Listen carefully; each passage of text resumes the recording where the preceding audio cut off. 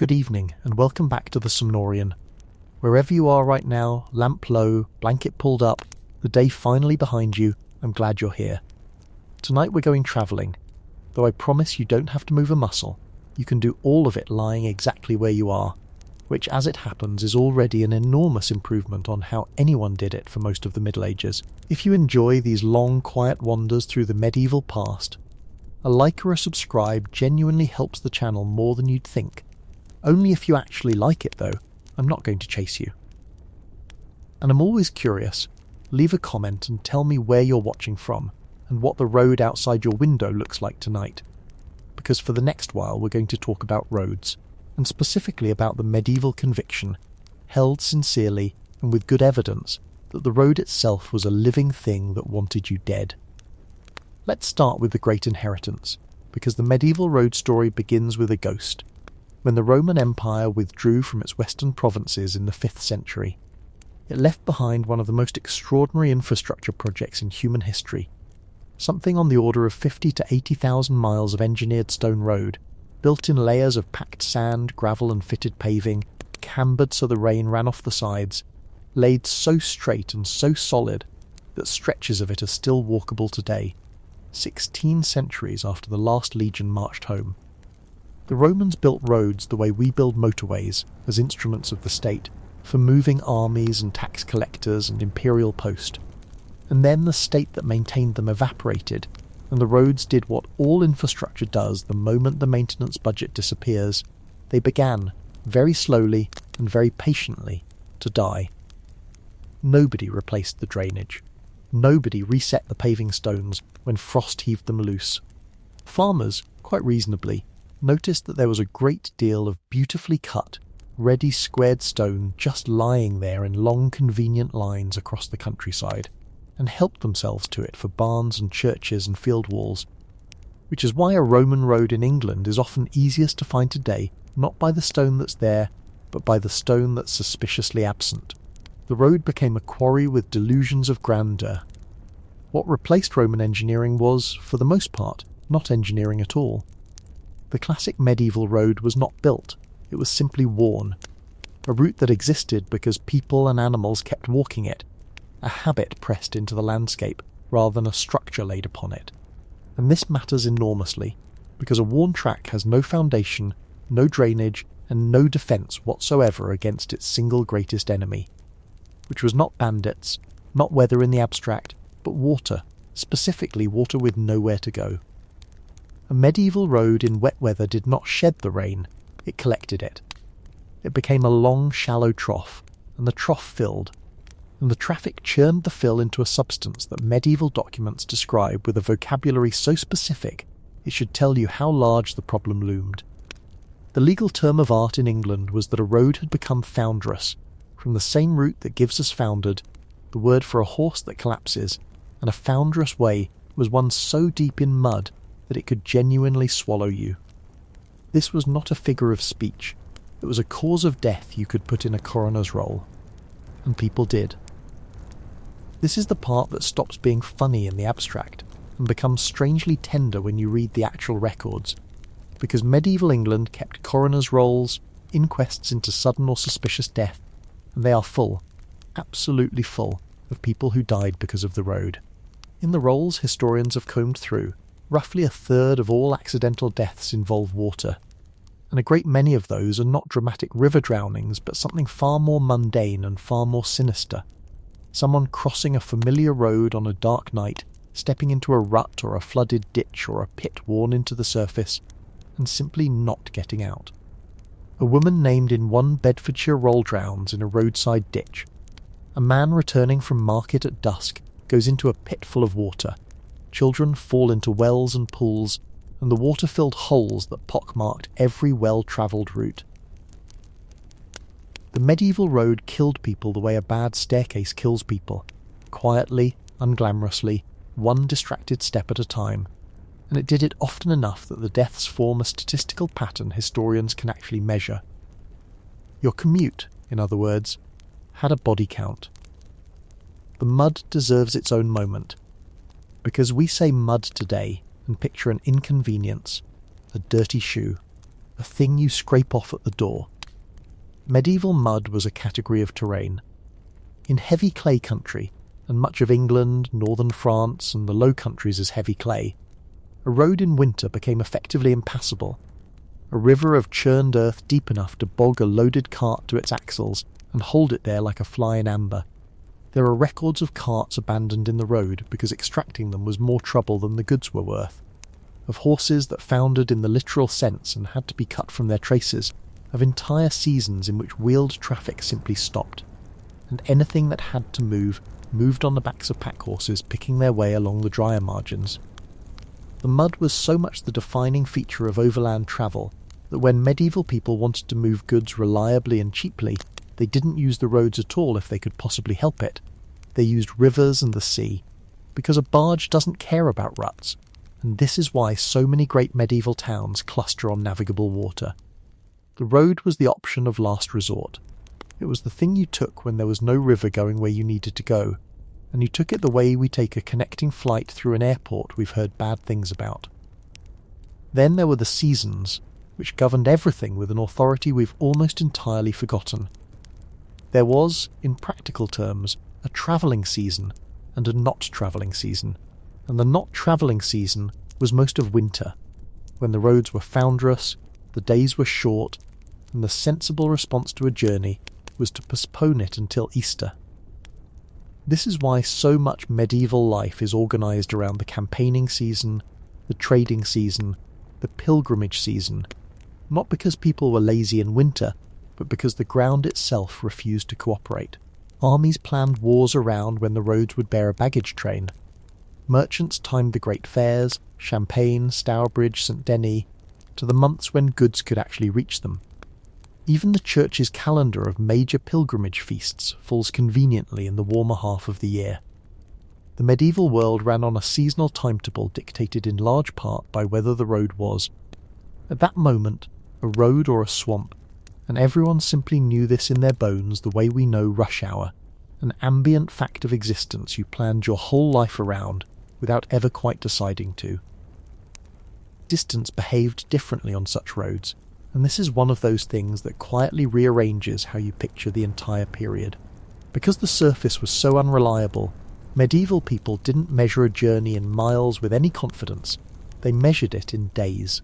A day's journey was a real and widely understood unit, roughly the distance a traveller could reasonably expect to cover between dawn and a safe stopping point, and it stretched and shrank with the terrain and the weather in a way that a fixed measurement never could. On good ground in summer, a walker might make 20 miles, a rider on a decent horse considerably more.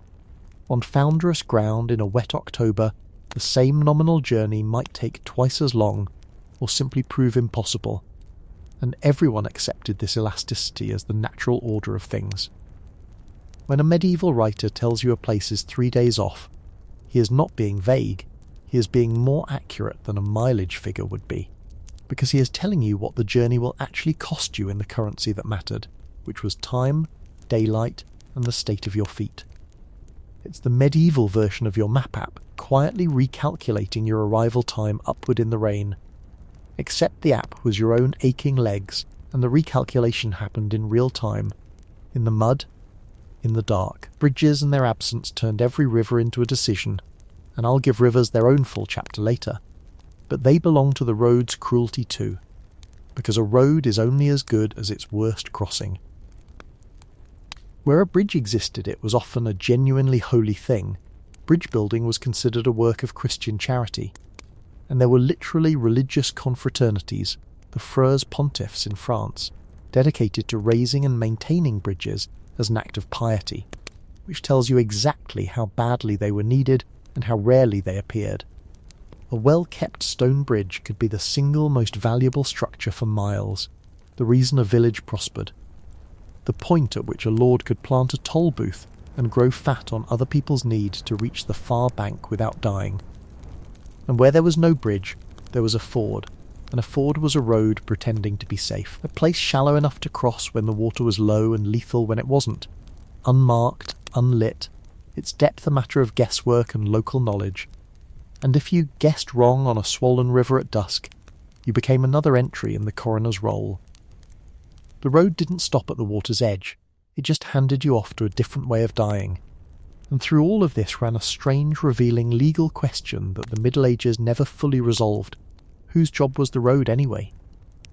Under Roman rule the answer had been clear. The state built and mended the roads, because the state needed them. In the medieval West, that central authority was gone, and responsibility for a given stretch of road fell, in theory, on whoever happened to own the land it crossed, or on the local community, or on whichever pious soul could be shamed or bequeathed into fixing it. Repairing a road became, like building a bridge, an act of charity. People left money in their wills for the mending of foul ways, which is a genuinely lovely idea, and also a completely catastrophic way to run a transport network, because it meant the roads got fixed roughly in proportion to how guilty the dying felt, rather than in proportion to how many carts were sinking into them. A road that ran through the land of a conscientious lord, or past a wealthy monastery with monks who cared, might be kept in tolerable shape. A road through poor or contested, or simply neglected country could rot for a generation, while everyone agreed, sincerely and unhelpfully, that somebody really ought to do something. It was infrastructure by good intentions, and good intentions, then as now, have a truly abysmal completion rate.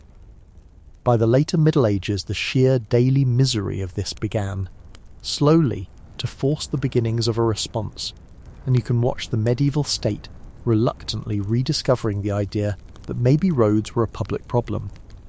In England, the Statute of Winchester in 1285, which we'll meet again when we talk about bandits, because it was mostly about them, ordered that the brush and undergrowth be cleared back a set distance from either side of the main highways, partly so robbers had nowhere to lurk, and partly because an overgrown road was a road on its way to disappearing entirely. Towns began, grudgingly, to levy tolls specifically earmarked for paving and repair. The very word pavage is a medieval grant of the right to charge passers-by for the upkeep of a paved street, which means that somewhere in the 13th century a town council looked at its own ruined high street and invented the road toll, and we have been paying it in one form or another ever since. Individual towns paved their central streets with cobbles and sets, and you can still walk some of them, worn smooth and dished in the middle by 6 centuries of feet and hooves and cartwheels. The medieval road at its very best, which was a hard, uneven surface that at least wasn't trying to drown you. Progress, in the Middle Ages, meant a road that merely bruised you rather than swallowing you whole.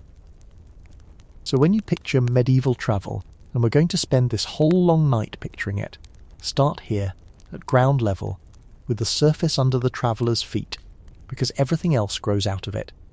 Before the bandits, before the storms at sea, before the fleas in the inn and the ferryman with his hand out, there was simply the road, unbuilt, undrained, unmended, worn into the wet earth by the passage of the very people it periodically killed, a route that existed only because enough travellers had refused to be stopped by it, and that repaid their persistence by trying, patiently and often successfully, to stop them permanently.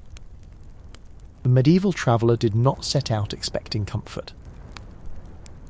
He set out having made his confession, settled his affairs, and taken a genuinely realistic view of his chances, because the first and most reliable enemy of the journey was not waiting in some dark forest ahead. It was already there, right under him, the moment he stepped out his own front door. Chapter 2. Your feet were the family car. So we've established that the road wanted you dead. Let's talk about how most people faced it anyway, which, for the overwhelming majority of everyone who ever travelled anywhere in the Middle Ages, meant on foot, one deliberate step at a time, for as long and as far as the journey demanded. We tend, when we imagine the medieval world, to fill it with horses, because horses are cinematic, and knights are exciting, and every illustration in every children's book puts somebody on a saddle. But the honest truth of medieval travel is that the vast bulk of it was done by people walking, because a horse was an expensive animal that most people simply did not own, and if you were a peasant, a labourer, a servant, a poor pilgrim, a wandering friar, a peddler, or very nearly anyone who wasn't gentry or clergy or a merchant of some substance, your feet were not a backup plan. They were the family car, the delivery van, and the long-distance coach all at once, and you maintained them accordingly.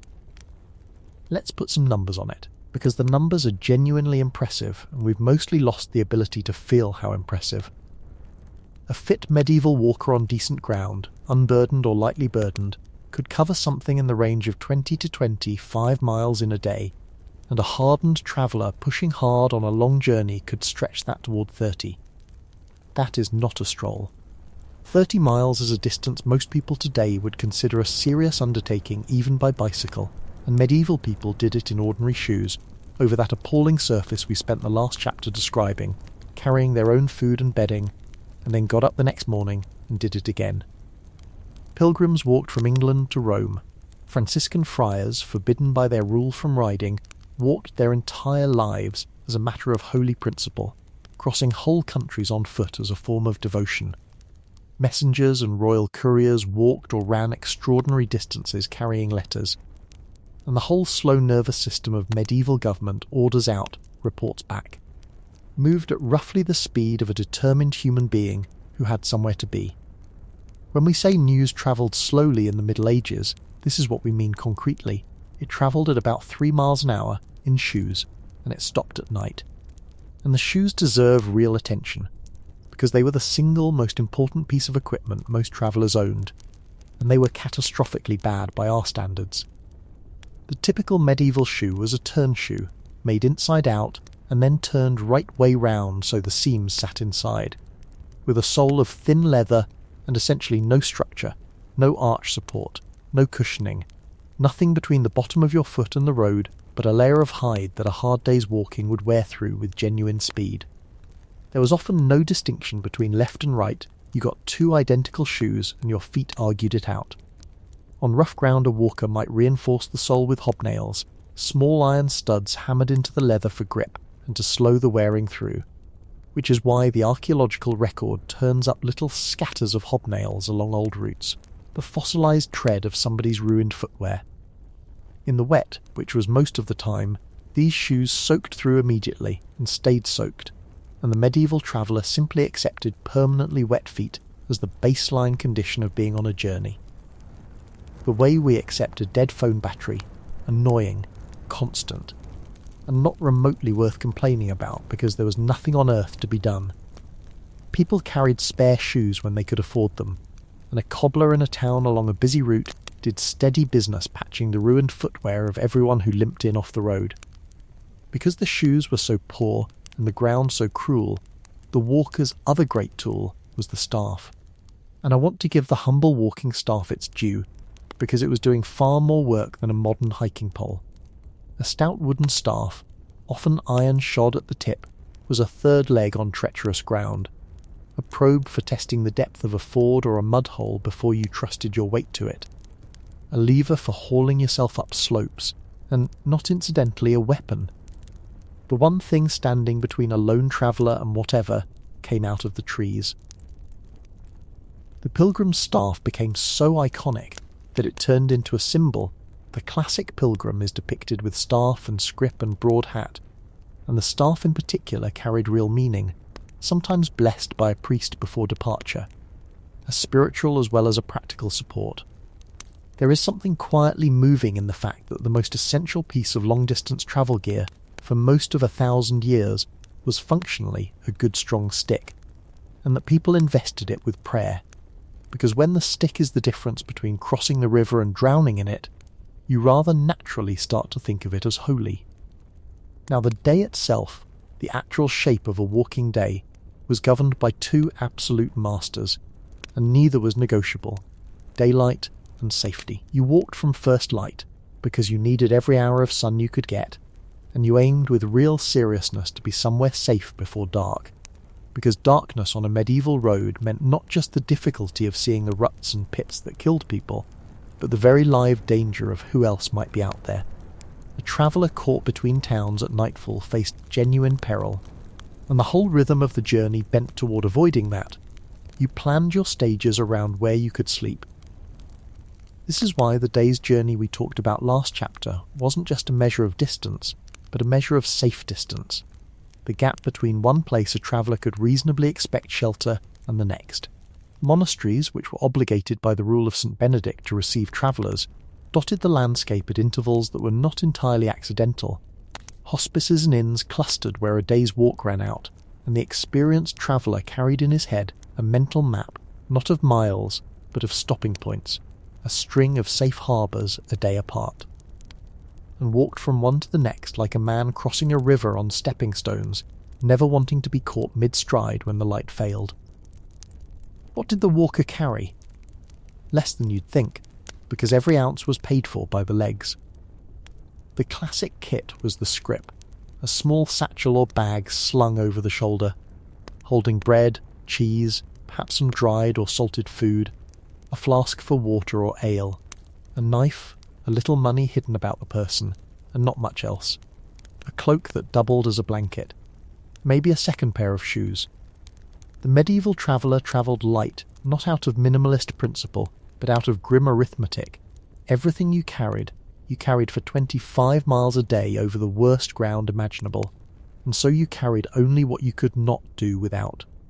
Food was a particular problem, because you couldn't carry much, and it spoiled, which meant the traveller was constantly dependent on buying, begging, or being given food along the way, at markets, at monastery gates, at the tables of the charitable, and a stretch of poor or hostile country where none of that was available was a genuine threat, not of robbery, but of simple hunger. Long-distance walking in the Middle Ages was an exercise in staying just barely resupplied, a slow-motion logistical problem solved one meal at a time. Let's talk about who these walkers actually were, because people on foot covers an enormous social range, and the differences are fascinating. At the bottom, and everywhere, were the poor pilgrims, ordinary men and women walking to a shrine for the good of their souls, sleeping rough or in charitable hospices, living on alms, sometimes walking hundreds of miles on nothing but faith and the kindness of strangers. There were the friars, the Franciscans and Dominicans, walking by rule and by choice, preaching as they went. There were pedlars and chapmen, the travelling salesmen of the medieval world, walking circuits between villages with packs of small goods, needles, ribbons, trinkets, cheap devotional badges, bringing the market to places that had none. There were the genuinely rootless, vagrants, beggars, discharged soldiers, runaway serfs, all of whom were increasingly regarded with suspicion by authorities who could not tell an honest traveller from a thief, and who eventually, after the Black Death threw the whole labour system into chaos, started passing laws to keep people from wandering at all. And there were messengers, the couriers whose entire job was to move, and who moved faster than anyone. The professional walkers and runners of medieval government and commerce. That last group is worth lingering on, because the medieval messenger was a genuine athlete and a genuinely essential worker, and we forget him because his job doesn't exist anymore. Great households, royal courts and merchant firms all employed running footmen and message carriers whose business was to cover ground fast and reliably, and the good ones were valued and paid accordingly. A royal messenger might be expected to cover 40 or 50 miles in a day on foot, well beyond the ordinary walker's pace, carrying letters that could not wait for the leisurely progress of a mounted retinue. The Italian merchant companies of the 14th century, the great international firms, ran what amounted to private postal services, with messengers moving correspondence between branches across Europe on schedules the merchants tracked and complained about exactly the way we complain about delayed shipping.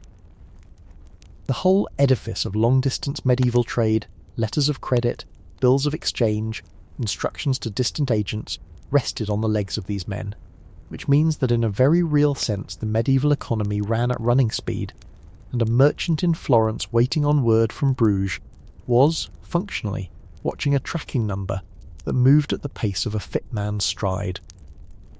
There's a lovely detail buried in all this, which is that walking was so completely the default that medieval people barely bothered to remark on it, and that's precisely why it's so easy for us to miss. The chronicles are full of kings riding and knights charging and armies marching, but the sheer ocean of ordinary foot travel that made the whole world function goes largely unmentioned, because it was too obvious to write down, the way you wouldn't write and then I breathed air. When a medieval saint's life mentions almost in passing that a pilgrim walked from, say, southern France to a shrine in the north and back, it drops the fact without comment. Because to the writer and his audience this was simply what pilgrimage was, you walked, obviously, what else would you do? And the astonishing physical feat embedded in that offhand sentence is invisible precisely because it was universal. We have to reconstruct the difficulty from the outside, from the shoes in the archaeology and the deaths in the coroner's rolls, because the people doing it never thought it remarkable enough to describe. And here's the thing that I find genuinely humbling when I sit with it. We have built an entire civilization around not walking. Our cities, our jobs, our sense of distance, our idea of what counts as far, all of it assumes the horse, the wheel, the engine, the thing that carries us. The medieval world assumed the opposite. It assumed that if you needed to be somewhere, you would take yourself there, using the body you were born with, at the speed that body could manage, over whatever the ground put in your way, and that this might take days or weeks, and would cost you real physical suffering, and it built its monasteries and its markets and its whole seasonal rhythm around that assumption without ever once questioning it. Every shrine that drew pilgrims, every fair that drew merchants, every piece of news that ever reached a distant town, arrived on foot, carried by somebody's legs, 125-mile day at a time. The medieval world was, quite literally, held together by walking, and the people who held it together didn't think they were doing anything special at all. They were just going somewhere. The way you do. The way tonight you are being taken somewhere, without having to move a muscle, which, if any of them could see it, they would consider the single most extravagant luxury ever devised. Chapter 3. The horse was a luxury sedan. If your feet were the family car, then a horse was the thing you dreamed about while your feet ached. The upgrade, the status symbol, the machine that could carry you and your goods at a pace and a comfort that walking never would. And like every serious upgrade in every age, the horse came wrapped in an entire ecosystem of cost, class anxiety, specialist vocabulary, and quiet financial ruin that will feel eerily, uncomfortably familiar to anyone who has ever wanted a car slightly better than the one they could afford. Because here is the fact that reorganises everything you think about medieval horses. A good one cost more than a house. Not metaphorically, literally. A top-quality warhorse in the high Middle Ages could cost the equivalent of many years of a labourer's wages, a sum that would have bought a modest dwelling outright, and the medieval world knew perfectly well that it was in the business of buying and selling the most expensive consumer objects most people would ever encounter. But before we get to the eye-watering end of the market, we need to understand something that trips up almost everyone, which is that a horse was not one thing. The medieval world did not have horses the way we have cars in the sense of one general-purpose vehicle. It had a whole graded hierarchy of horse types, each bred, trained, priced, and understood for a specific job. And a person's mount announced their status and their business as clearly as a uniform. Get this taxonomy straight, and half the confusing horse references in medieval sources suddenly make sense. At the top, gleaming and terrifying, stood the destrier, the great warhorse, the great horse, bred for size and strength and aggression, trained to charge, to bite, to strike with its hooves, to carry an armoured knight into the crushing chaos of battle without flinching. The destrier was not a riding horse in any everyday sense. It was a weapons platform, ruinously expensive, reserved for war and the tournament, led along on the journey by a squire, and mounted only when it was time to fight. Calling a destrier a form of transport is a bit like calling a tank a commuter vehicle. Technically it moves, but that is emphatically not the point. Below the destrier, and far more relevant to actual travel, came the palfrey, and the palfrey is the horse you actually want to know about, because it was the fine riding horse of the wealthy, the the smooth, comfortable, well-mannered mount that a lord or a lady or a prosperous cleric would ride on a journey. What made a palfrey was often its gait. Many were trained or naturally inclined to an ambling gait, a smooth 4-beat pace faster than a walk, but without the bone-jarring bounce of a trot, which meant you could cover long distances at a decent speed without being pounded to jelly in the saddle. A good ambling palfrey was, in effect, the luxury sedan of the medieval world, smooth ride. High status, expensive to buy and keep, and it was prized accordingly, sometimes costing nearly as much as a warhorse. When you read of a noblewoman travelling on a white palfrey, understand that the medieval audience heard arriving in something expensive and comfortable, the whole picture of wealth and ease compressed into the choice of animal beneath her. Then, doing the actual work of the world, came the rouncy and the pack-horse and the cart-horse, the ordinary, unglamorous, essential animals that most people who owned any horse at all actually owned. The rouncy was the all-purpose riding horse, the sensible mid-range mount, ridden by squires, by men-at-arms who couldn't afford better, by anyone who needed to get somewhere on horseback without making a statement about it, the reliable used estate car of medieval transport. The pack-horse, or sumpter, was the freight vehicle, a sturdy animal loaded with panniers and goods, walking the routes that carts couldn't manage, and given how bad the roads were, pack-horses moved an enormous share of medieval overland freight, precisely because a horse with panniers could pick its way along a muddy margin that would swallow a wheeled cart to its axles. And the heavy cart-horse, and the ox, because oxen did a huge amount of the hauling too, slower but cheaper and stronger, and able to graze on rougher fodder, dragged the wagons and the ploughs, the diesel workhorses at the bottom of the whole hierarchy. A person's horse told you their place in the world with real precision. Destrier meant knight at war, palfrey meant wealth and leisure, rouncy meant respectable working rider, pack-horse meant you were moving goods, and no horse at all meant your feet, as ever, with a family car. Now let's talk about money, because the economics of horse ownership are where the modern parallels become almost painfully exact. The purchase price was only the beginning, the down payment if you like, because a horse, unlike a cart or a boat, is a living thing that must be fed every single day whether you use it or not, and feeding a horse well was genuinely expensive.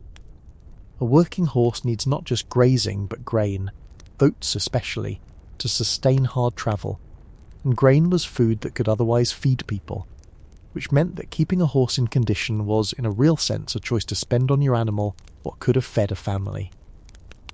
Then there was stabling, and shoeing. A travelling horse needed reshoeing regularly, and a thrown shoe on the road was a small crisis requiring a farrier who might be miles away, and tack, the saddle and bridle and harness that were themselves significant purchases, and the ever-present risk that the animal would go lame, fall sick, or simply die and take your enormous investment with it.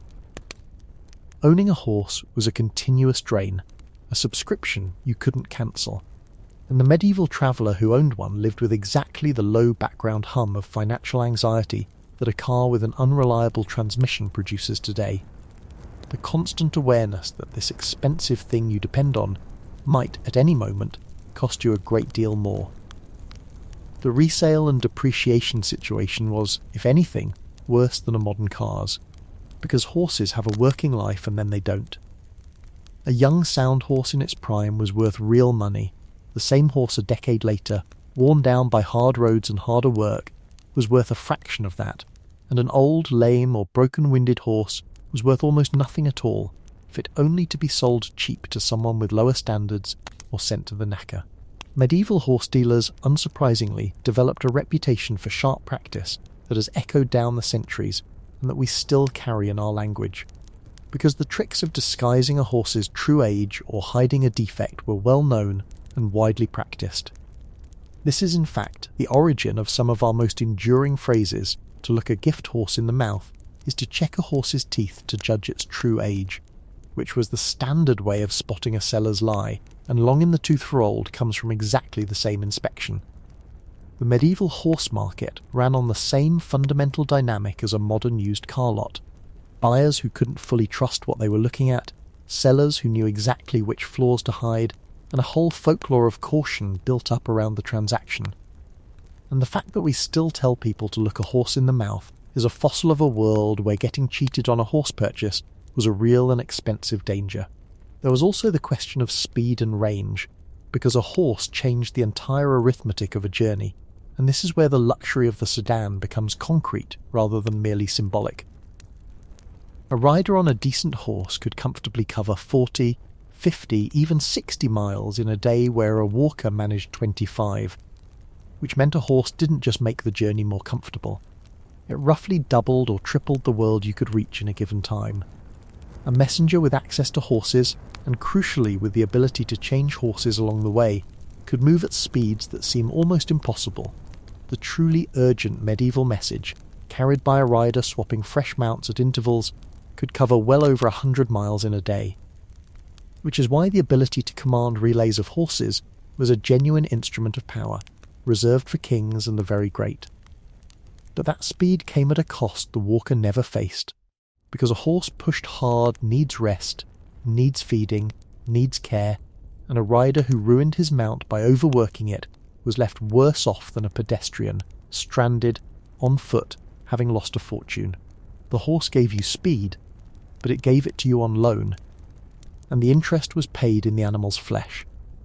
And then there is the sheer social theatre of the mounted traveller, which the Middle Ages understood and exploited completely.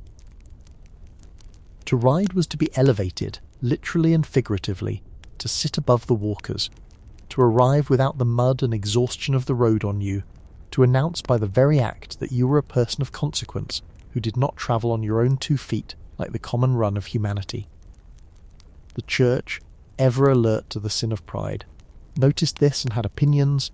Humble travel on foot or on a lowly mount was praised as virtuous, and there was real symbolic weight in the choice of animal, which is why the accounts of Christ entering Jerusalem on a donkey rather than a warhorse carried such power for a medieval audience. They understood mounts as status statements, and read the humility in it instantly. A bishop who rode a magnificent palfrey with a jingling harness and a train of servants was making a statement, and moralists grumbled about worldly prelates who travelled like princes. A friar who walked, or a penitent who rode a humble donkey, was making the opposite statement, and everyone understood the vocabulary. The horse you rode was a sentence you spoke to everyone who saw you, and the medieval world was fluent in reading it. We should also puncture, gently, the romance, because the movies have given us a picture of medieval riding that is mostly wrong. Riding all day every day over that ground is not the effortless glide of a film hero, it is genuinely hard physical work, and it hurts. Long days in a medieval saddle produced saddle sores, aching backs, and a specific misery that anyone who has done serious riding will recognise, and the horse itself was a constant source of anxiety and labour. It had to be watered and fed and rested and watched. It could spook and throw you. It could go lame 5 miles from anywhere. It could sicken and die. The mounted traveller was not lounging in comfort. He was managing a large, expensive, temperamental animal across hostile terrain, while himself growing sore and tired, and the comfort of the palfrey was strictly relative to the alternative of walking. It was better than walking the way a long-haul flight in economy is better than swimming the ocean. Genuinely, enormously better, and also its own distinct and considerable form of suffering that people complained about bitterly at the time. So the horse sits in the medieval imagination exactly where the car sits in ours, as the thing that separates those who have arrived from those who are still walking, an object of desire and status and constant expense, graded into a hierarchy of models from the ruinous supercar of the Destroyer to the sensible runabout of the Rouncy, bought with anxiety and sold with suspicion. Feeding on your money whether you rode it or not, and capable at its best of expanding your entire world, and at its worst of stranding you broke, and on foot in the middle of nowhere. The medieval person who finally scraped together enough to buy a horse felt exactly what a person feels driving a car off the lot for the first time. Pride, relief, a new sense of possibility, and a small cold knot in the stomach about how on earth they were going to keep paying for it. Some things, it turns out, don't change across 1,000 years. We just swapped the oats for petrol, and kept every last one of the anxieties. Chapter 4. Rivers, Fords, and the Ferryman Who Hated You. Every overland journey of any length in the medieval world eventually ran into the same immovable obstacle, the one that no amount of good shoes or fine horses could simply walk or ride around, and that quietly killed more travellers than all the bandits in all the forests combined: water. A river is a wall you cannot climb and a gap you cannot jump, and unlike the mud, which merely slowed you, a river made you stop and make a decision, and the medieval landscape was laced with them: rivers, streams, brooks, tidal channels, marshy crossings, each one a question the traveller had to answer, sometimes with his life. We touched on this in the first chapter, when we said the road just handed you off to a different way of dying. Now let's stand at the water's edge and look properly at the three answers a medieval traveller had to that question, because each one was its own distinct adventure in fear: the ford, the ferry, and the bridge. Start with the ford, because it was the oldest, the commonest, and by a wide margin the most lethal.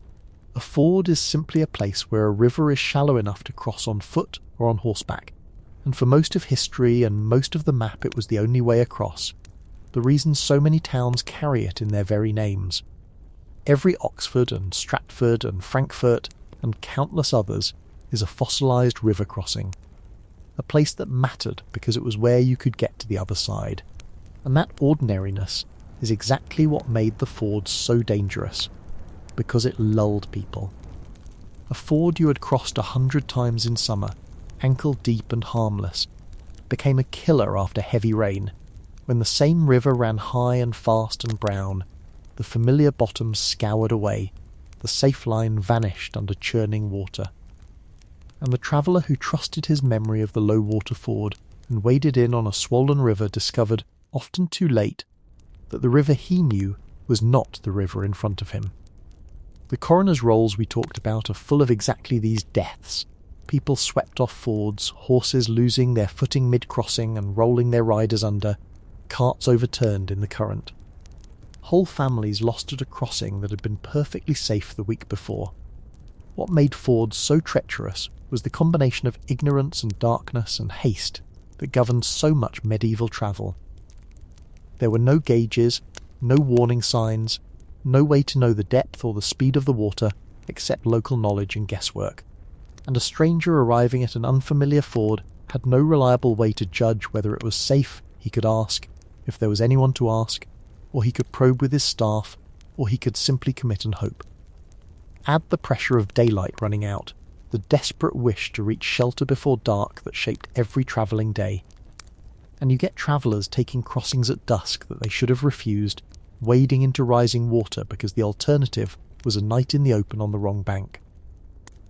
Fords were also, not incidentally, favourite spots for ambush, a place where travellers were forced to slow, to concentrate on their footing, to become vulnerable. So the crossing that might drown you was also the crossing where someone might be waiting, which is the medieval road's characteristic way of never offering you only one thing to be afraid of at a time. The second answer to the river was the ferry, and the ferry introduces us to one of the great recurring villains of medieval travel, the ferryman, a figure so consistently resented across so many centuries and cultures that the resentment became almost archetypal. In principle, a ferry was a wonderful thing: a boat, a punt, a raft, sometimes a rope or cable strung across the water to haul the craft over, operated by a man whose job was to carry you and your goods and your animals safely from one bank to the other. In practice, the ferryman held a small local monopoly on a thing you urgently needed, and monopolies on urgent needs do to human behaviour exactly what you would expect. The ferryman set his own price, and he set it by reading your desperation. He decided when he would cross and when he would not. He could refuse you, overcharge you, keep you waiting on the bank for hours, cram his boat dangerously full to maximise a single trip, and take his time in a way calculated to extract the most from a traveller who had no other option and a schedule bleeding away. The medieval ferryman was, functionally, surge pricing in a rowing boat. and travellers hated him with a passion that comes down to us in complaint after complaint. And the ferry was genuinely dangerous, which is the part the resentment sometimes obscures. Overloaded ferries capsized, rafts came apart, boats were swamped in rough water or upset by a panicking horse, and a ferry disaster could drown a dozen people at once, which made it a far more efficient killer than any single ford. The ferryman's incentive to pack the boat full for a bigger fare ran directly against the passenger's interest in not sinking, and since the ferryman was the one who knew the water and the boat and the passengers were the ones who didn't, this tension resolved itself in favour of the ferryman and against the passengers with grim regularity. There is a reason the ferryman appears again and again in medieval religious and moral literature as a figure of dubious character, a man who profits from others' need at a dangerous threshold, and a reason the ancient image of Charon. The ferryman of the dead who carries souls across the river for a coin retained such intuitive force.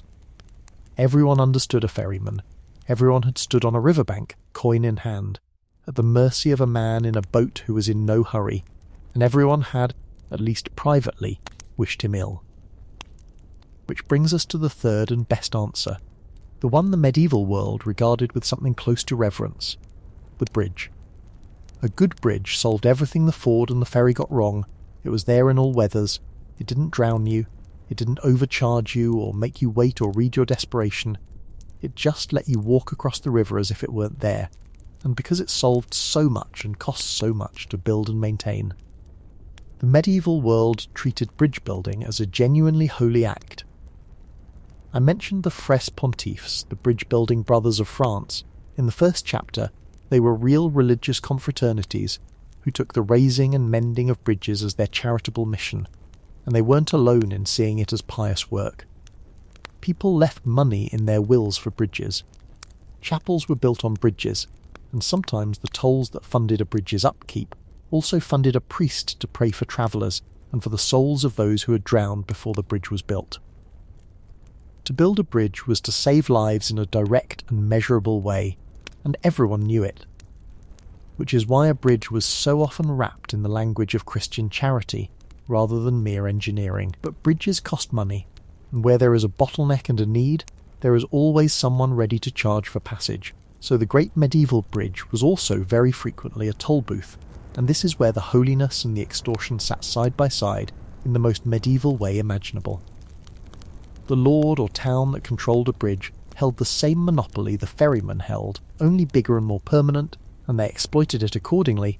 Pontage was the specific medieval toll levied on those crossing a bridge, granted by charter, ostensibly to pay for the bridge's upkeep, and very often flowing straight into someone's coffers, regardless of whether the bridge actually got mended. A well-placed bridge could make a town rich, funneling all the traffic of a region across a single chargeable point, and the fights over who had the right to build a bridge, charge for it, and pocket the proceeds were bitter and frequent, because a bridge was a license to tax the fundamental human need to reach the other side of the water. The bridge saved your life and then charged you for the privilege, which the medieval traveller accepted because the alternative, the ford, the ferryman, was so very much worse. The famous bridges of the age were genuine wonders and genuine economic engines, and it's worth picturing them properly, because they were nothing like the clean, empty spans we imagine. Old London Bridge, completed in the early 13th century and standing for over 600 years, was a stone bridge crowded with houses and shops built right along its length. A busy street suspended over the Thames, so packed with buildings that crossing it felt like moving through a narrow lane rather than over a river, with the water thundering dangerously through the narrow arches below. The gaps were so constricted that the river piled up on one side and shot through in rapids, and shooting the bridge by boat was famously perilous, killing enough people that the saying went it was for wise men to go over and fools to go under. Bridges like the Pont d'Avignon, the Pont Valentre at Cahors with its fortified towers, the great bridges of the Italian cities, these were among the most impressive structures a medieval traveller would ever see, and they were points of pride, of defence, of commerce, and of that constant, holy, extortionate business of getting people across the water. Now step back and take in the sheer scale of the danger all this was responding to. Because it's easy to lose in the individual stories, and it genuinely reshapes how we should imagine medieval life. When historians analyse those coroners' rolls, water comes up again and again as one of the very leading causes of accidental death, drowning in rivers, in ditches, in ponds and wells and pits, in the course of crossing and fishing and fetching water, and simply living alongside water that had no railings, no rescue, no lifeguards, and no mercy. Most medieval people could not swim, swimming was not a common skill, and falling into deep-moving water was very often simply fatal, full stop. So the river the traveller faced was not an inconvenience with a small risk attached. It was one of the statistically most likely ways for a medieval person to die suddenly, and every ford waded, every ferry boarded. Every crossing made was a small negotiation with a genuine and quantifiable chance of drowning. The medieval traveller's caution around water was not superstition or timidity. It was a rational response to a landscape that drowned people constantly and without drama. And so the water crossing became, in the medieval mind, one of the great charged moments of any journey. A threshold in the fullest sense. A place where you passed from one side to the other and might not make it. Where you prayed before you committed. Where you paid the ferryman or the toll-keeper and hoped. Where the bridge, if there was one, felt like deliverance, and the ford, if there wasn't, felt like a test. Pilgrims crossing dangerous rivers on the way to a shrine understood the crossing itself as part of the trial, the physical danger folded into the spiritual journey, and there's a reason so much religious imagery turns on crossing water safely, on being ferried, on reaching the far shore. Everyone who travelled knew the specific fear of standing at the edge of moving water with somewhere to be on the other side. It was the moment the road stopped being merely miserable and became, for a few minutes, genuinely mortal. And then, if the crossing went well, you shook the water off, paid whoever needed paying, muttered your thanks to God and your curses at the ferryman in roughly equal measure, and walked on into whatever the far bank had waiting, which, as we'll see, was frequently someone hoping to rob you. Chapter 5. Highway robbery was just. The highway. We keep the phrase highway robbery alive today as a mild joke. The price of a coffee at the airport, the markup on a hotel minibar, that's highway robbery. We've drained all the blood out of it. But the phrase is a genuine fossil, from a world where being robbed on the highway was not a metaphor for feeling overcharged. It was a routine. Expected. Planned around hazard of the simple act of travelling from one town to another, common enough that the medieval traveller factored it into his preparations as automatically as we check the weather, and dangerous enough that robbery frequently shaded into murder because a dead traveller doesn't testify. Tonight, the enemy isn't the ground or the water. It's the person waiting for you on the road, and the medieval road had a great many of them. Let's set the scene properly, because geography did most of the work. The danger wasn't evenly spread, it clustered, predictably, in the places where the landscape gave an ambusher cover and the traveller nowhere to run, and every experienced traveller carried a mental map of exactly these danger zones. The forest edge was the classic killing ground, because medieval forests pressed right up against the roads, dense and dark and full of hiding places, and a road that ran through woodland was a road where someone could stand 3 feet from you, unseen, until the moment they stepped out. Mountain passes were worse still, a narrow defile where the road was forced between the rock and the drop, where travellers were funneled into a single vulnerable line and there was no leaving the path, was the perfect natural trap, and the great Alpine and Pyrenean passes had fearsome reputations precisely because you had to go through them, and everyone, including the robbers, knew it. Bridges and fords, as we've seen, forced the same vulnerable slowing. Lonely stretches of heath and moor offered no shelter and no help. The medieval traveller read the landscape for threat constantly, and relaxed, if he relaxed at all, only in open cultivated country, where an ambusher had nowhere to hide and a farmer might hear you shout. Who were these robbers? A whole spectrum, and the spectrum is genuinely interesting, running from the desperate poor at one end to the outright criminal aristocracy at the other. At the bottom were ordinary outlaws, men who had fallen out of the law's protection, whether through crime, debt, or the collapse of their livelihood, and who took to the roads and forests because there was nowhere else for them to go and nothing else for them to eat. War produced them in floods.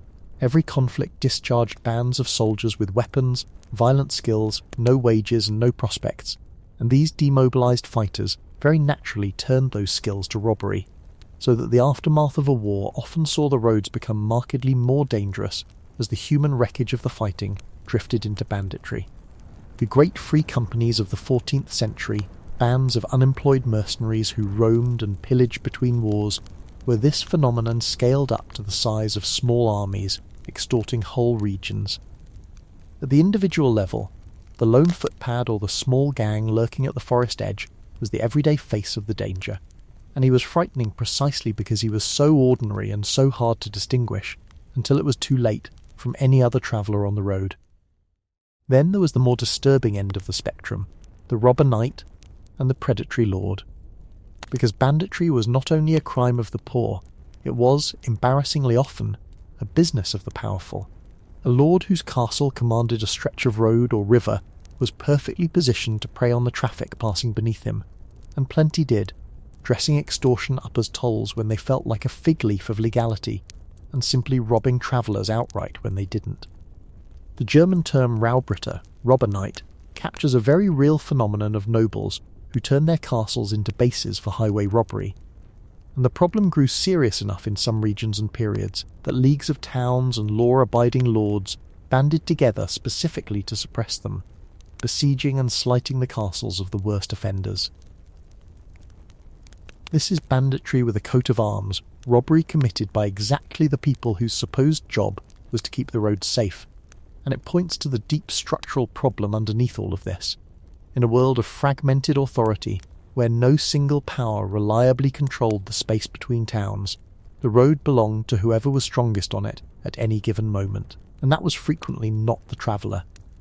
The English had a wonderfully specific word for organised roving criminality, trail baston, and the word itself tells a small grim story.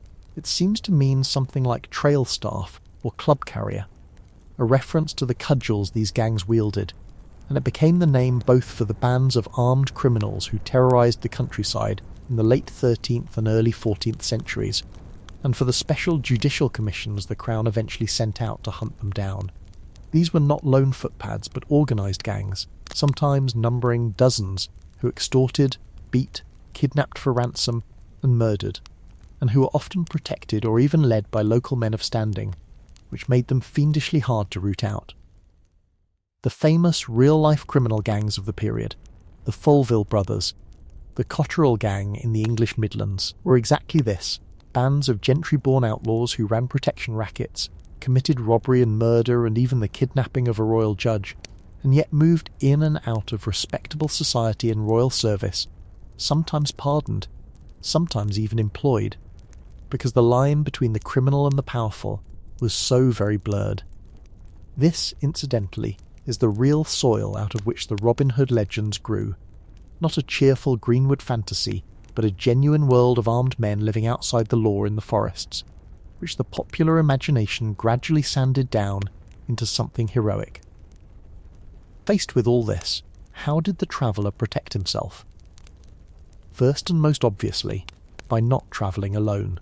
Because numbers were the single best defence, a lone traveller was a target, but a group was a fight, and so travellers naturally clumped together, waiting at town gates and river crossings for others going the same way, forming impromptu companies for mutual protection along dangerous stretches.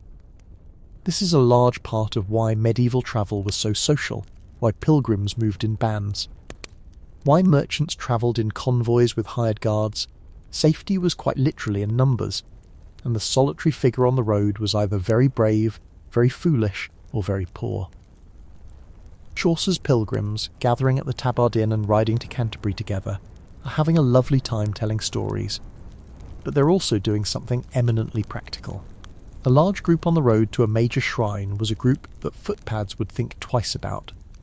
The convoy, the company, the safety of the crowd. This was travel insurance, medieval style, and it worked better than anything else on offer. Beyond numbers came the more official responses, and here the medieval state, in its slow, fumbling way, tried to do something about the problem. Most notably in England, with the Statute of Winchester of 1285. This was a serious attempt to make the roads safer, and its provisions are revealing about exactly what the dangers were.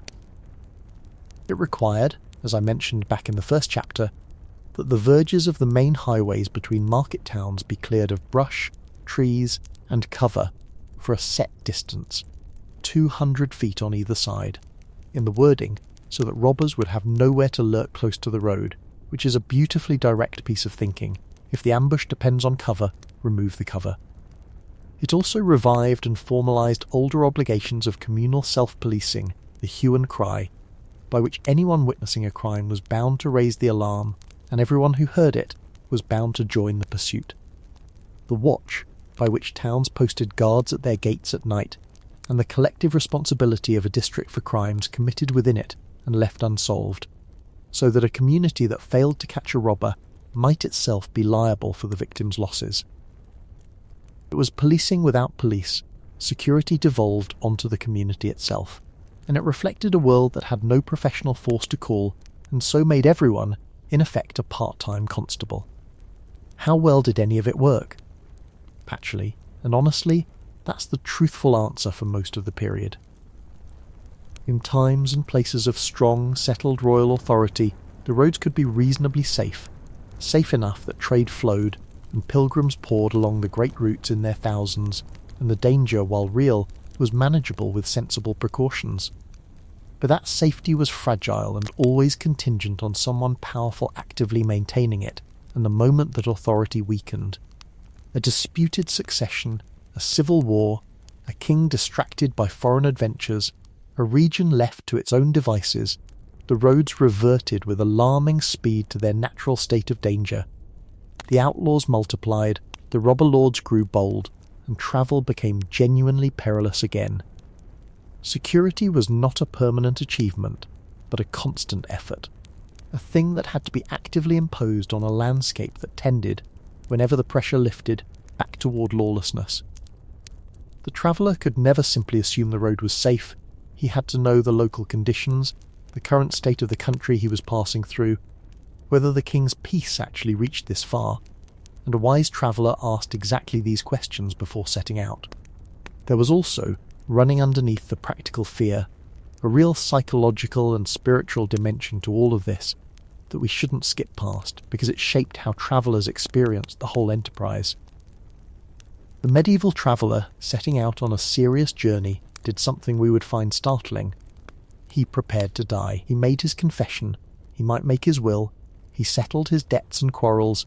He commended himself to God and to the saints who protected travellers, Saint Christopher above all, the giant who carried the Christ child across a river, whose image was painted large on church walls precisely where travellers would see it, because looking upon St. Christopher was believed to protect you from sudden death that day. This was not morbid excess. It was a rational response to a real level of risk, and it tells us that travel carried an emotional weight for medieval people that it has almost entirely lost for us. To set out was to accept genuine danger, to place yourself in God's hands because there was no one else's hands to be in, and the relief of arriving safely, of reaching the shrine, the town, the far end of the dangerous forest was correspondingly real, a deliverance worth giving thanks for, which is exactly what travellers did. So the next time you mutter highway robbery at some petty overcharge, spare a thought for the phrase's original meaning, because it comes to us straight from a world where the highway really did rob you, sometimes at knife point, sometimes with a lord's polite fiction of a toll, sometimes leaving you dead in a ditch at the forest's edge to be found by whoever came along next. The road between towns was not neutral ground. It was contested space, belonging to whoever was strongest on it, and the ordinary traveller crossed it the way you'd cross a bad neighbourhood at night, moving with others, staying alert, avoiding the dark corners, and quietly grateful every single time he came out the far side with his purse and his life intact. Getting robbed on the road wasn't a story medieval people told about a remarkable bad day. It was just one of the things the road might do to you, filed in the mind right alongside the mud that swallowed carts and the rivers that drowned the unwary. Another entry in the long, patient catalogue of ways the journey tried to stop you from finishing it. Chapter 6. Inns, Fleas and the Stranger in Your Bed. Let's say the road hasn't killed you today. The mud let you pass, the river let you cross, no one stepped out of the tree line with a club, and now the light is failing, your feet are ruined, and you need, urgently, somewhere to sleep. This was the anxious question that shaped the end of every single travelling day, the thing the whole rhythm of the journey bent toward. And tonight we're going to follow the medieval traveller in Off the Road and see what awaited him when he finally found shelter, which was, broadly, a bed he'd be sharing with a stranger, a population of insects that regarded him as dinner, and a host whose reputation for honesty was, to put it gently, not good. Welcome to medieval hospitality, which was better than dying in a ditch and, on some nights, only just. Start with the options, because there was a real hierarchy of shelter, and where you landed on it depended on your money, your status, and your luck. At the top, for those with the right connections, was the private hospitality of a great household, a lord or a bishop or a monastery guest house that received travellers of quality, fed them well, and lodged them decently. Monasteries in particular were bound by the rule of St. Benedict to receive guests as if they were Christ himself, and the monastic guest house was a genuine pillar of the whole travel system, offering shelter to pilgrims and travellers of every rank.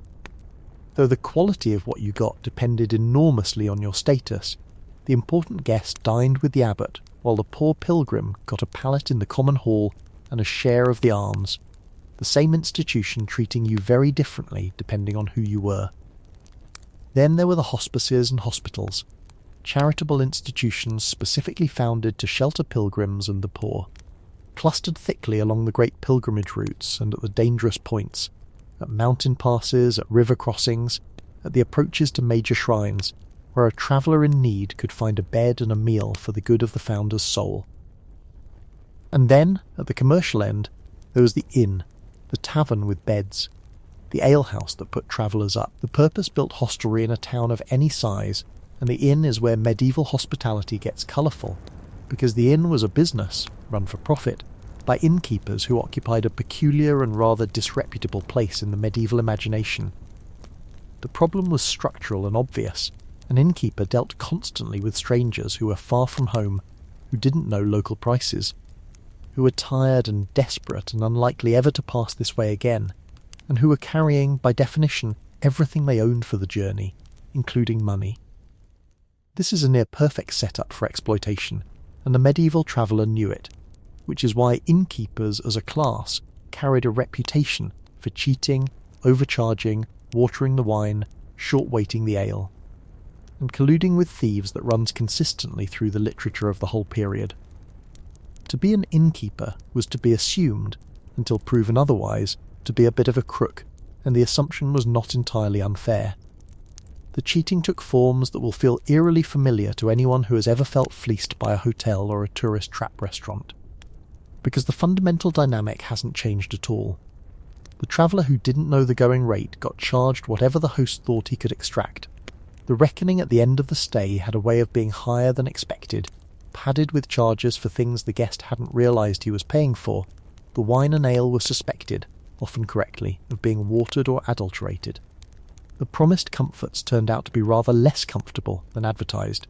Medieval towns, aware of the problem, passed regulations trying to control innkeepers, fixing prices, setting standards, requiring honest measures, sometimes making the innkeeper legally responsible for the safety of his guests' goods, which is itself the clearest possible evidence that the abuses were common enough to need legislating against. The recurring anxiety in the sources is the sense of being at the mercy of someone who holds all the local knowledge and all the local power, while you hold only your tired body and your dwindling purse, which is precisely the 2-star review feeling of arriving somewhere far from home and slowly realizing the host does not have your best interests at heart.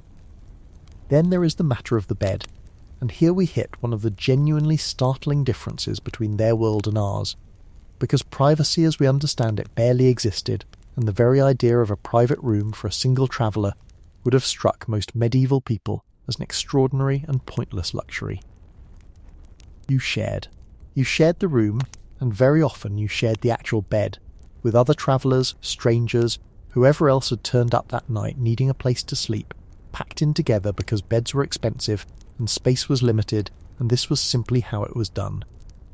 A traveller might find himself lying down next to 2 or 3 total strangers of unknown character and questionable hygiene. All of them rode filthy, all of them exhausted, and this arrangement was so normal that the sources mention it without any particular horror, remarking on the character of one's bedfellows the way we might remark on a seatmate on a long flight. You did not get a room. You got a place in a bed, and the bed came with company.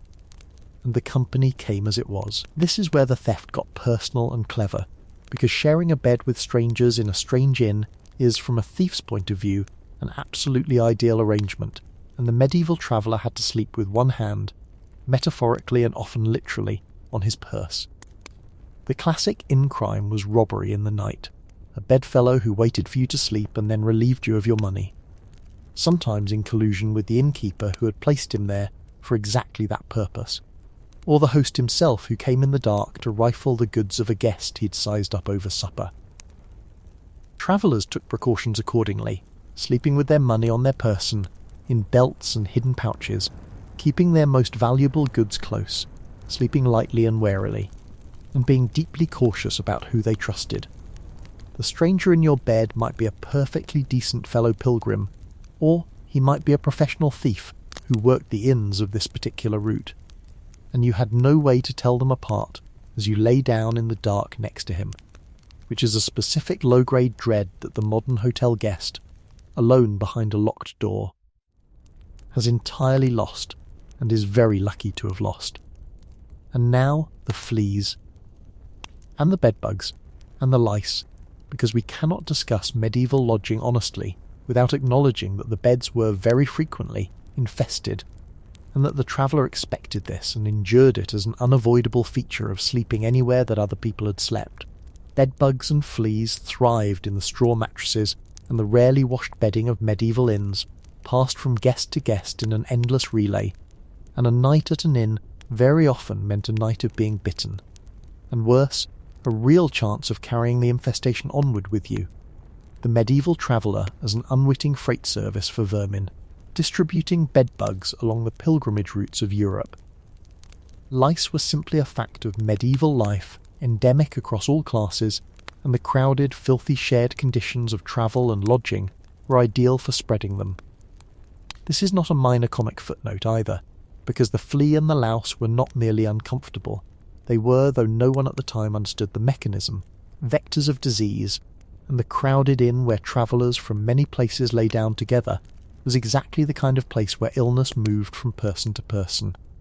The medieval traveller's lodging doubling as a disease exchange without anyone having the faintest idea why the roads seemed to carry sickness along with news.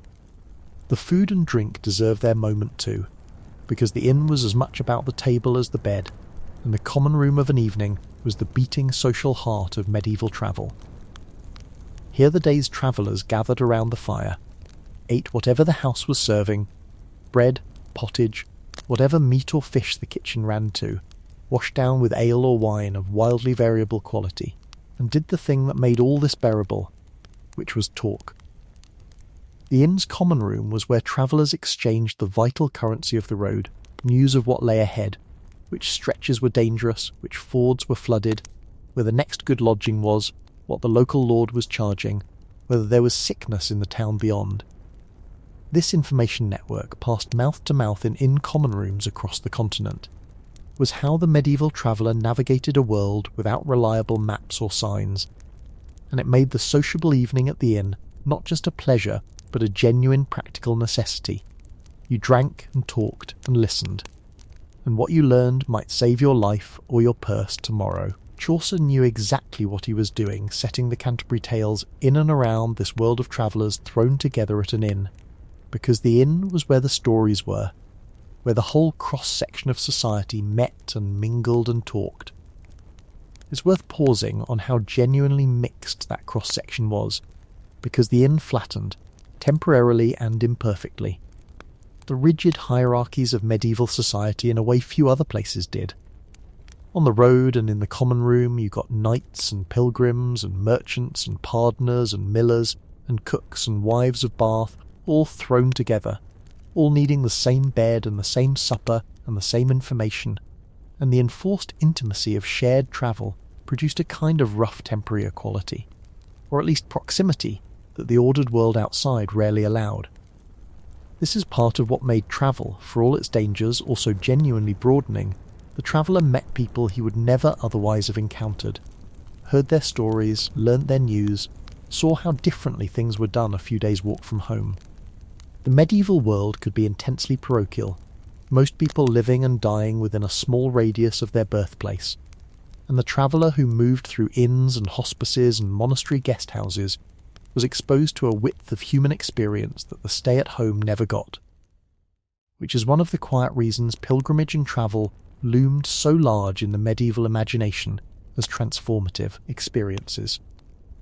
But let's not romanticize it too far, because when the talk was done and the fire burned low and it was time to actually sleep, the medieval traveller lay down in a shared bed, in shared bedding, next to a stranger, in the dark, itching, with his money clutched to his body and one ear open for the sound of a hand reaching for his purse, in a building run by a man he'd been raised to assume was probably trying to cheat him. And this was the good outcome. This was what a successful travelling day led to, the reward for surviving the road. The alternative to the flea-ridden shared bed and the dubious innkeeper was no bed at all, a night in the open, cold and exposed and far more dangerous.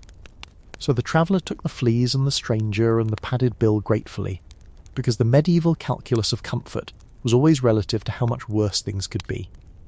A bad inn beat a good ditch every time, and the medieval traveller knew it, and settled down among the bedbugs with the deep-tired gratitude of a man who is, at least indoors, so when we complain about a hotel today.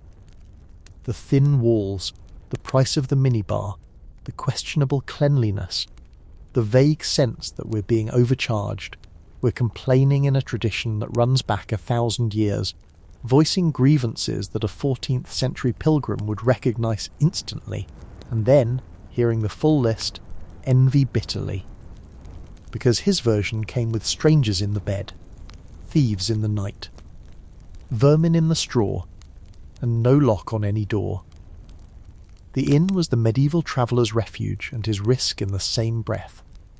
The place he was safest, and also, in a quieter way, still in danger, and he approached it exactly as he approached everything else about the journey, with relief that it existed at all, and a wary, clear-eyed, entirely justified refusal to fully trust it. He'd sleep, but he'd sleep holding his purse. Chapter 7. Sailing, a floating coffin with ambitions. Everything we've talked about so far, the mud, the fords, the bandits, the fleas, has been a catalogue of the miseries of the land. Tonight we leave the land, and I want to be honest with you from the first sentence, it does not get better. In fact, for sheer concentrated terror, for the specific experience of being utterly helpless in the face of a power that did not care whether you lived or died, nothing the road offered could compete with the sea, which the medieval traveller regarded with a respect that shaded permanently into dread. And yet, people went to sea constantly, because the sea, for all its horror, was also the medieval world's great highway. Faster and cheaper for moving goods and people than any road could ever be, so that the same water that drowned you was also the reason you got anywhere at all. Tonight we board the medieval ship, and I'd fasten something if I were you, except there was nothing to fasten. Let's start with the ships themselves, because the medieval traveller had, broadly, two very different vessels he might find himself aboard, and they came from two different worlds. In the north, the Atlantic, the Channel, the Baltic, the grey rough seas around Britain and Scandinavia. The workhorse was the cog, a stout, round-hulled, single-masted sailing ship with high sides and a single big square sail, descended from the sturdy traditions of northern shipbuilding and built to take a beating from heavy seas. The cog was a cargo vessel first and foremost, broad and capacious, and it carried the wool and the wine and the timber and the pilgrims of northern Europe across some genuinely fearsome waters, relying entirely on the wind because it had no other means of moving. In the Mediterranean, by contrast, the great vessel was the galley, long, low, sleek, and driven by banks of oars as well as sails, which gave it something the cog could only dream of, the ability to move in a calm and to manoeuvre with precision, though at the cost of needing a small army of rowers and being far less suited to the open ocean and heavy weather. The Venetian and Genoese galleys were the sleek liners of the Mediterranean, and the great sailing cogs and their descendants were the tramp freighters of the north, and between them they carried the seaborne traffic of medieval Europe. Now the sailing itself, and the first thing to understand is how completely the medieval sailor was at the mercy of the wind, because the ships of the age could not sail directly into it, and could make only limited progress against it, which meant that a voyage was not a matter of pointing at your destination and going. You went when the wind served, and you waited, sometimes for days, sometimes for weeks, when it didn't, sitting in port or sheltering in some bay, watching the sky, entirely unable to proceed until the weather decided to cooperate. A voyage that might take 3 days with a fair wind could take 3 weeks with a foul one, or simply not happen at all that season, and the traveller who booked passage was booking not a departure time, but a hope, a place on a ship that would leave when the wind and the master agreed it was possible. The whole experience of sea travel was shaped by this fundamental subjection to forces entirely outside human control, a waiting game against the weather that no amount of money or urgency could win, and it bred in medieval seafarers a fatalism and a piety that landsmen found striking. And when the weather turned actively hostile, when the fair wind became a gale, the medieval ship became a place of genuine howling terror, because it had almost nothing with which to save itself. A storm at sea in a medieval vessel meant being flung about in a wooden hull with no engine to hold position, limited ability to steer, no way to call for help, no way to know precisely where you were, and a very real prospect of being driven onto rocks, swamped by the waves, or simply overwhelmed. The accounts we have of medieval storms at sea are full of raw fear and desperate religious appeal, of passengers and crew alike praying, weeping, vowing pilgrimages and gifts to the saints if only they were spared, throwing cargo overboard to lighten the ship, and confessing their sins to one another in the expectation of imminent death. This was not exaggeration for effect. Shipwreck was a constant and well-founded fear, the wrecks were frequent and frequently total, and the traveller who boarded a ship understood that he might not get off it alive. The sea did not negotiate, and everyone who sailed on it knew this in a way that landsmen, whose dangers at least came with the illusion of resistance, never quite did. Seasickness deserves its own unglamorous moment, because it was universal, miserable, and completely without remedy, and the medieval sources are surprisingly frank about it. A ship full of travellers unused to the sea, pitching and rolling in even moderate weather, was a ship full of vomiting, wretched people crammed together in cramped and filthy conditions, and the pilgrim accounts of voyages to the Holy Land in particular describe the experience with a vividness that leaves nothing to the imagination. The crowded holds, the stench, the constant sickness, the sheer bodily misery of a long passage in a small ship. There was no cure and no comfort. You simply endured it, day after day, until either the voyage ended or your body grudgingly adjusted. And for many travellers the seasickness was so overwhelming that it eclipsed even the fear of drowning, a person too busy being sick to be properly terrified. The medieval sea voyage was, for the ordinary passenger, an experience of profound and sustained physical wretchedness, and the traveller who stepped ashore at the far end did so pale, weak, filthy, and enormously relieved, having survived not just the danger, but the sheer grinding misery of the crossing.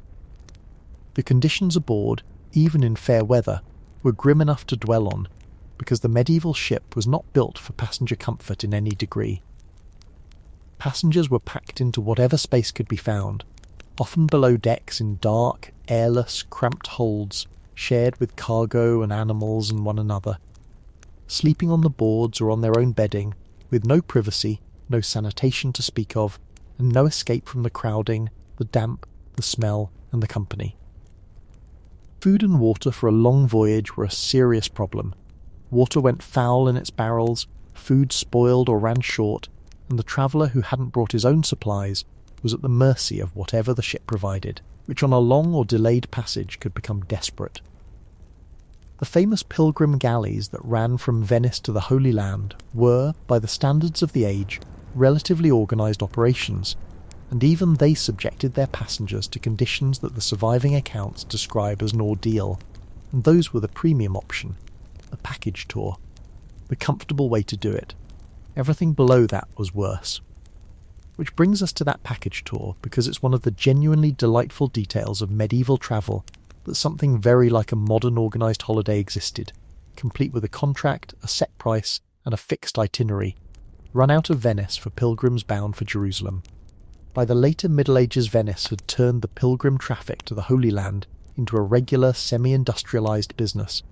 A pilgrim could arrive in Venice, negotiate passage on one of the galleys that ran the route, and sign a contract with the ship's master that specified the fare, the stops along the way, the provisions to be supplied, and the master's obligations to protect and transport his passengers there and back. There were even, in effect, guidebooks and touts, and the whole apparatus of a tourist industry, with experienced hands advising pilgrims on how to negotiate, what to bring, which masters were trustworthy, and how to avoid being cheated. It was recognisably a package holiday. You paid your money, you got your transport and your itinerary and your meals, and you were shepherded to the holy sites and back. And the fact that it existed at all, in the 15th century, moving thousands of pilgrims on a semi-regular schedule across the Mediterranean, is one of those facts that quietly collapses the distance between their world and ours.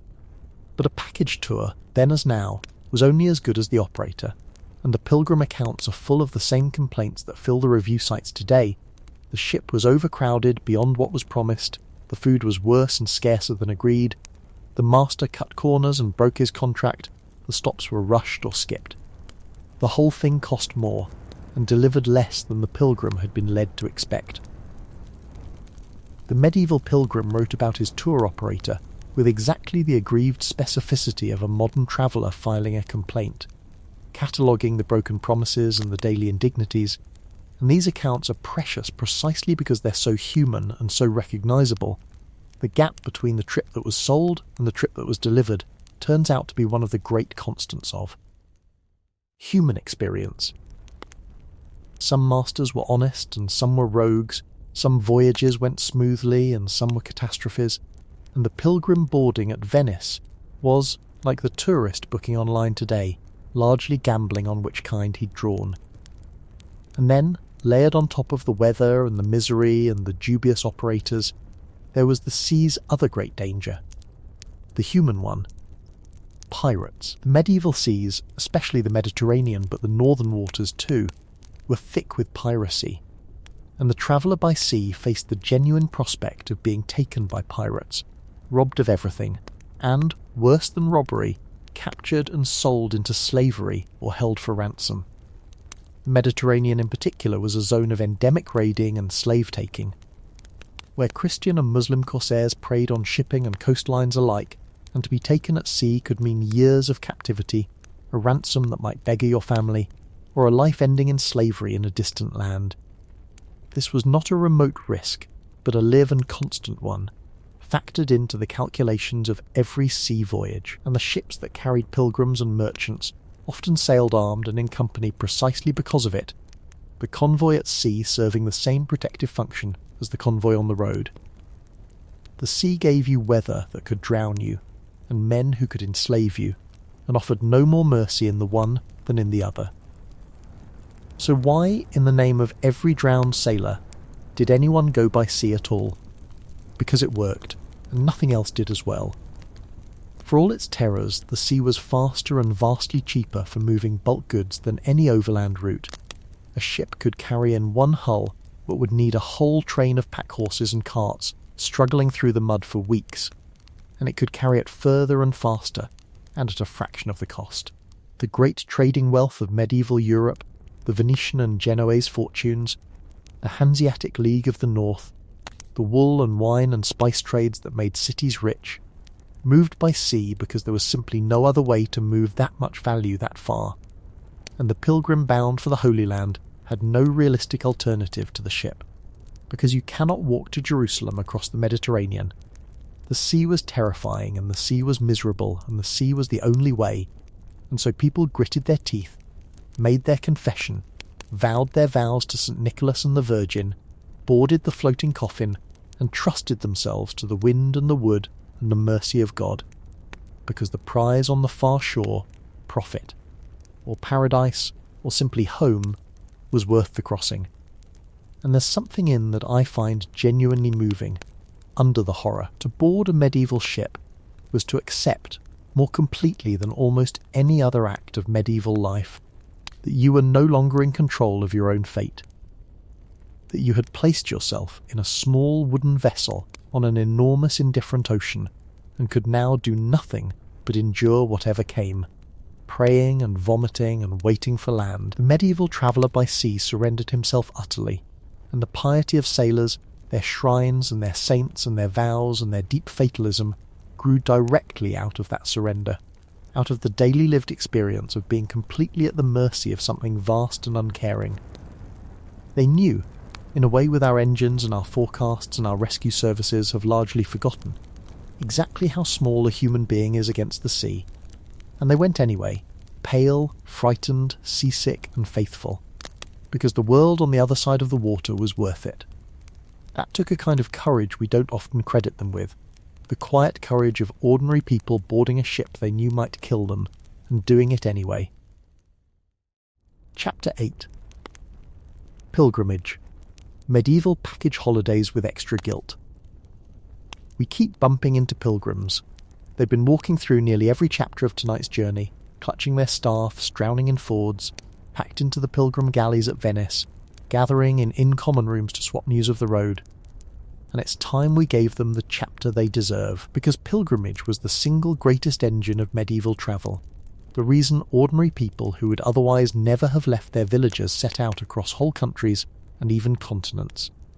It was the medieval world's mass tourism industry, its great motivator of movement, and it ran on a fascinating and very human mixture of motives, sincere burning piety, yes, but also the desire to see the world, to escape one's troubles, to win a cure, to discharge a penance, and sometimes simply to get away from home for a while under the unimpeachable cover of religious duty.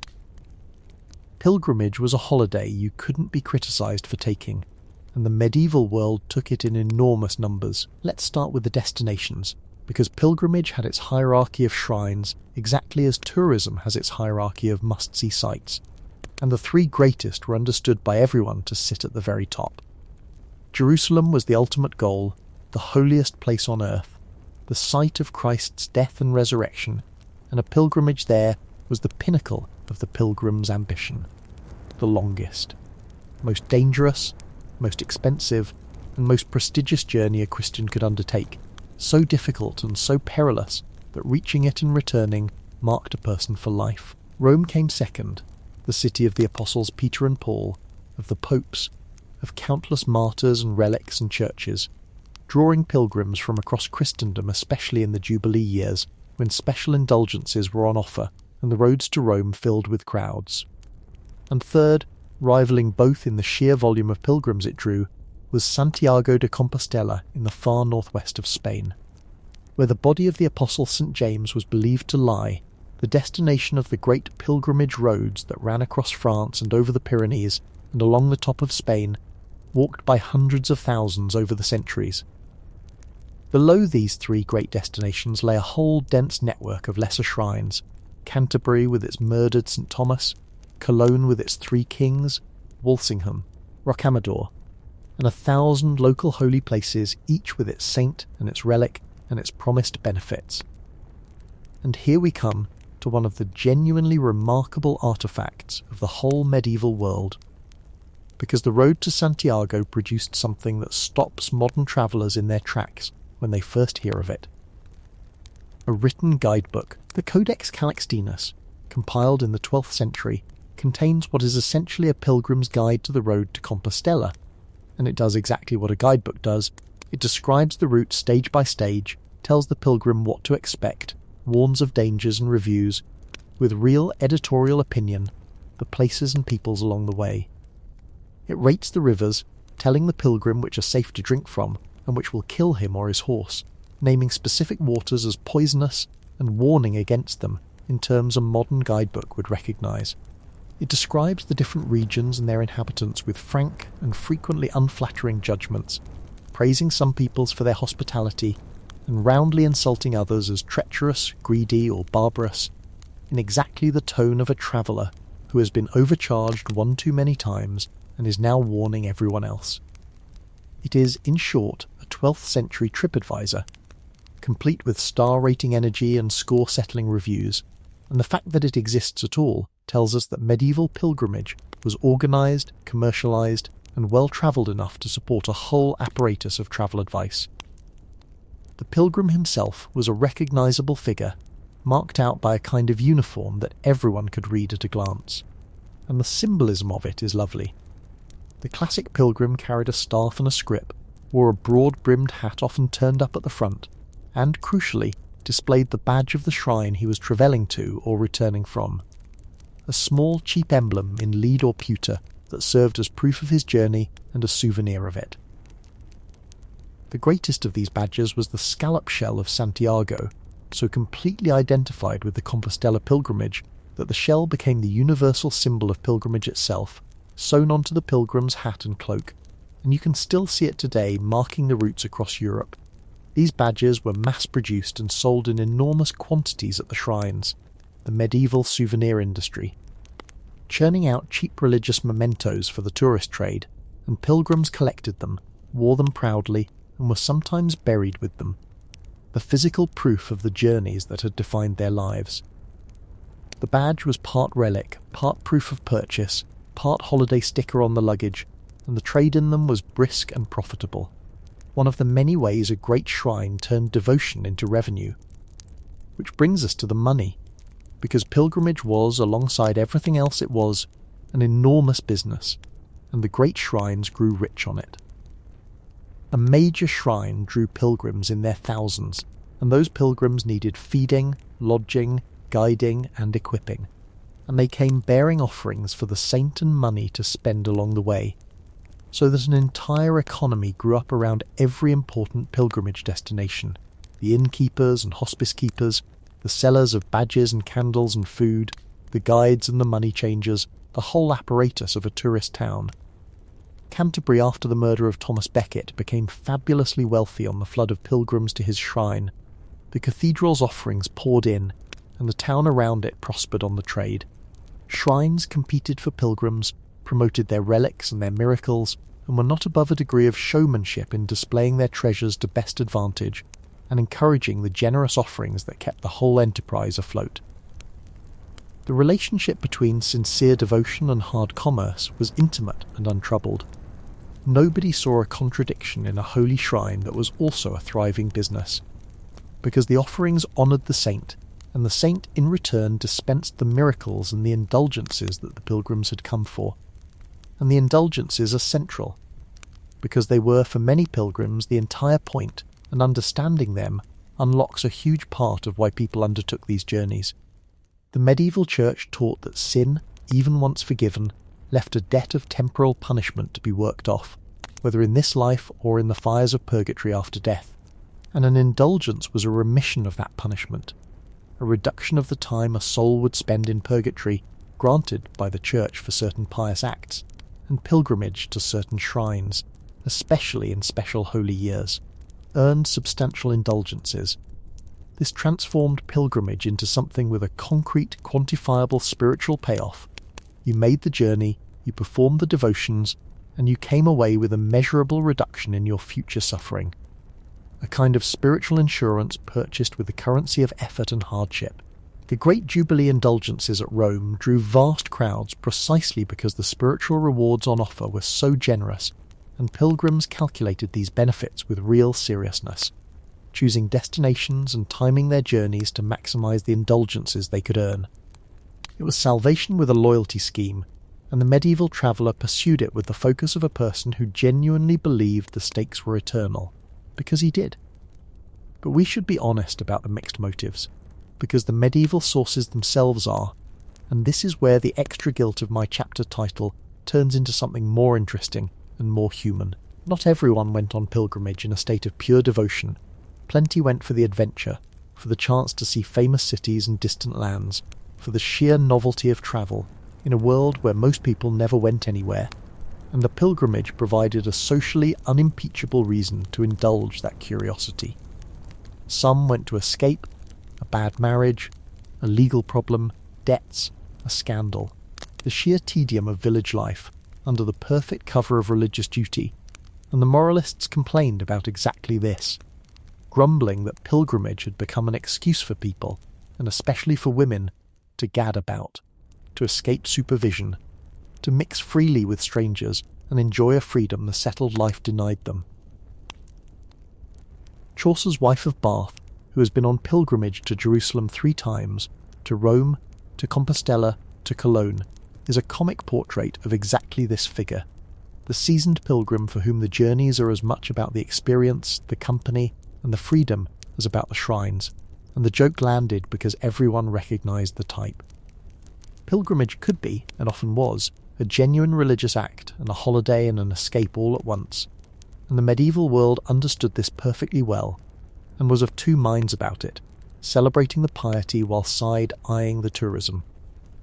The penitential pilgrimage was a whole category of its own, and a darker one, because sometimes you didn't choose to go, you were sent. Pilgrimage was imposed as a punishment, both by the church for sins and by secular courts for crimes, so that an offender might be sentenced to walk to a distant shrine, sometimes a very distant one, as penance, occasionally in chains or barefoot or carrying some token of his crime. The hardship of the journey serving as the punishment and the arrival as the absolution. The most severe of these penitential pilgrimages sent serious offenders on brutal journeys to Jerusalem or other far shrines, a sentence that was part punishment, part exile, and part genuine hope of redemption. And some of these penitent pilgrims never came back at all, dying on the road that was meant to cleanse them. This gives the whole institution a harder edge than the cheerful image of Chaucer's storytelling company suggests. For some travellers, the pilgrimage was not a holiday but a sentence, undertaken not in hope of adventure but under compulsion, the road of punishment to be endured rather than an experience to be enjoyed. What did it actually feel like to arrive, though? After weeks or months of the mud and the fords and the bandits and the fleas and the seasickness we've spent all night describing? The sources suggest it could be overwhelming, a genuine emotional and spiritual climax that justified everything the journey had cost. To reach the great shrine at last, to see the relics you had travelled so far and suffered so much to reach, to kneel where countless pilgrims had knelt before you, and to feel yourself in the presence of the holy, this was, for the sincere pilgrim, a profound experience, and the accounts describe weeping, ecstasy, a sense of arrival that was as much interior as physical. The shrines were designed to produce this effect, built and decorated and staged to move the pilgrim who reached them, the relics displayed in gold and jewels, the great churches soaring overhead, the whole sensory apparatus of medieval devotion focused on the moment of arrival. After everything the road had done to him, the pilgrim reached the end and found it worth it, and that sense of hard-won arrival, of a goal achieved through genuine suffering, was central to the whole meaning of the pilgrimage.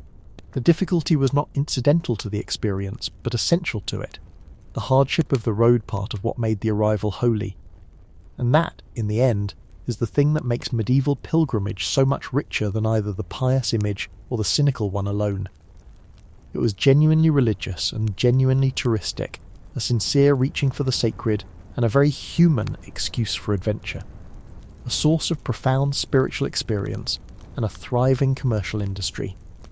A voluntary devotion for most and an imposed punishment for some, all at once, without contradiction, because human motives are always mixed, and the medieval world was wise enough to know it. The pilgrim who set out, for his soul, or for the adventure, or to escape his wife, or because a court had ordered him to, walked the same terrible roads, forded the same deadly rivers, endured the same fleas and the same ferrymen, and arrived, if he arrived, at the same holy place. And whatever had driven him there, the journey changed him, because a journey like that could not fail to.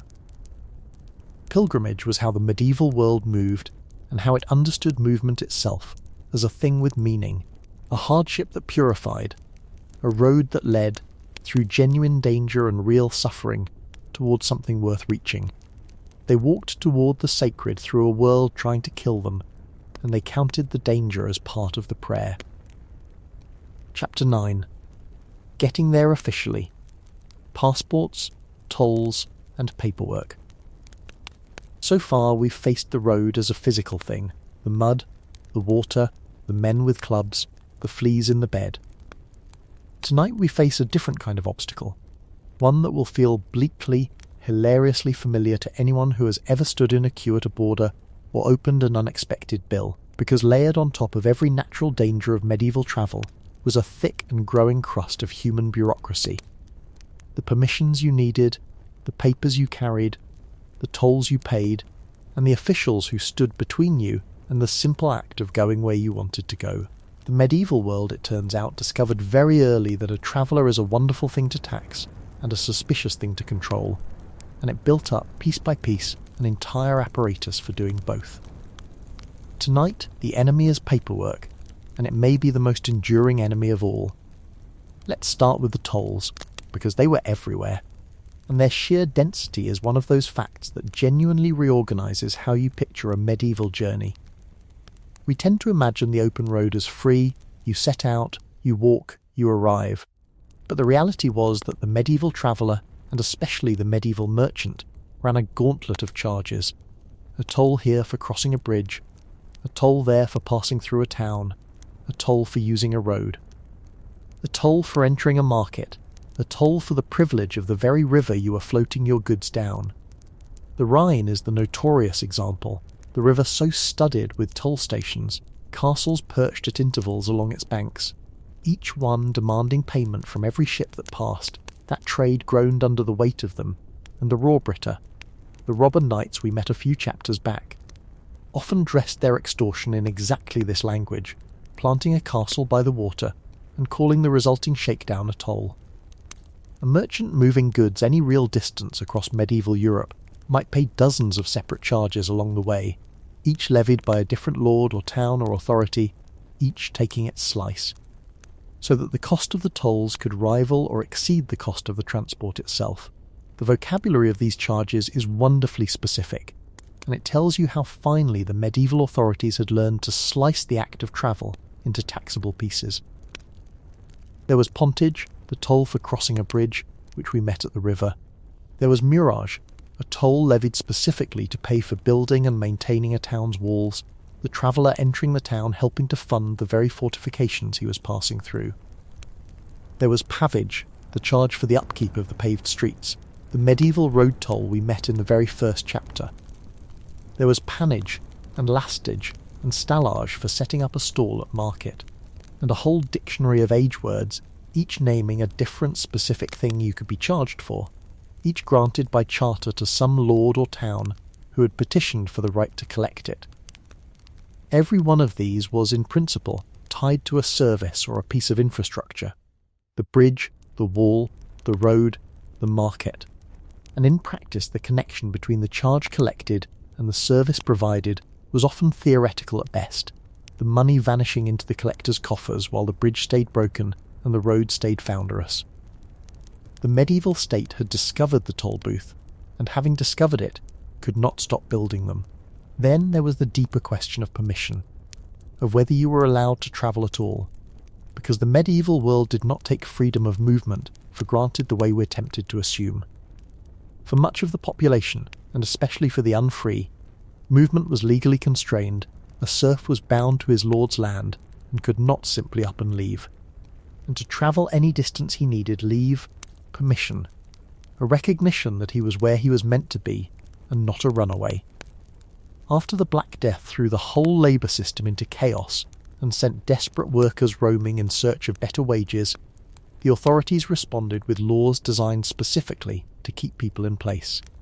The English Statute of Labourers and the ordinances that followed tried to freeze wages and, crucially, to stop workers from wandering off in search of employment, treating the mobile labourer as a problem to be controlled. The whole apparatus of suspicion around vagrants and sturdy beggars that hardened through the later Middle Ages was, at bottom, about this same anxiety. A person on the road who couldn't account for himself, who had no obvious legitimate business travelling, was a threat, and the law increasingly demanded that travellers be able to explain and justify their movement, which is where the documents come in, because the medieval world developed a real and recognisable system of travel papers, letters that a traveller carried to prove who he was, where he was going, and that he had the right to be doing so.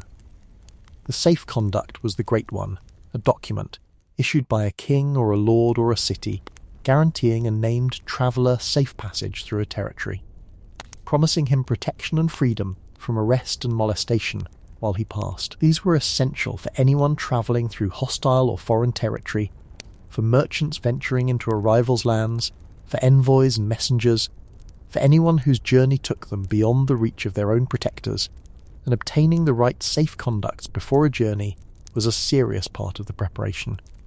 A matter of writing to the relevant authorities and securing their written promise of protection. A safe conduct was, functionally, a visa and a diplomatic passport rolled into one, official permission to enter and cross, backed by the issuing authorities' guarantee, and travelling without the right ones through the wrong territory was to travel unprotected, at the mercy of anyone who chose to detain or rob you with no higher authority to appeal to. There were letters of protection too, and letters of introduction, and the whole documentary apparatus by which a traveller carried his identity and his permissions with him in written form. A merchant might carry letters from his city vouching for him. A pilgrim might carry a letter from his bishop confirming that he was a genuine pilgrim and not a vagabond. A messenger carried the credentials that proved he spoke for his master. The church issued its own documents for pilgrims, and the pilgrim badges we discussed served partly this same function, as proof of a completed journey. In a world without photographs, without central registries, without any of the machinery we use to establish identity, the written letter under an authoritative seal was how you proved you were who you said you were and had the right to be where you were going, and the traveller who could produce the right documents at the right moment could pass where the traveller who couldn't would be turned.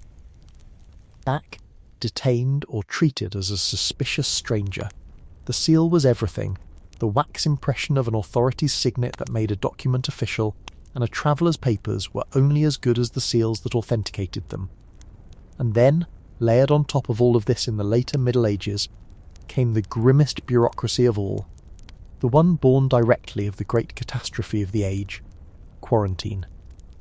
When the Black Death swept through Europe in the mid-14th century and returned in waves for generations after, the authorities, groping for any defence against a disease they did not understand, hit upon the idea of controlling movement to control contagion, of stopping travellers at the edges, holding them, checking where they had come from, and refusing entry to those arriving from infected places.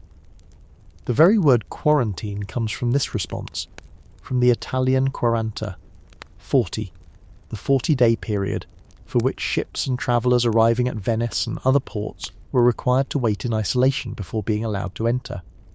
A period chosen for its resonance with the 40 days of Scripture as much as for any medical logic. Health passes and certificates of health developed alongside this, documents attesting that a traveller came from a place free of plague, that he was clean, that he could be admitted, and the traveller arriving at a city gate or a port in plague time might face not just the toll collector and the official checking his safe conduct, but the health authority demanding to know where he had been and whether he carried death with him. The medieval world invented the border health check, and it did so in exactly the atmosphere of fear and improvisation that makes the whole thing feel so uncomfortably recognisable. The officials who administered all this were a whole class of people whose job was to stand at the choke points of travel and extract check and control, and the traveller met them constantly. The toll collector at the bridge and the town gate, the customs officer weighing and assessing goods, the port official checking cargoes and papers, the gatekeeper deciding who entered the town after dark, the health officer in plague time, the Lord's men demanding to know your business.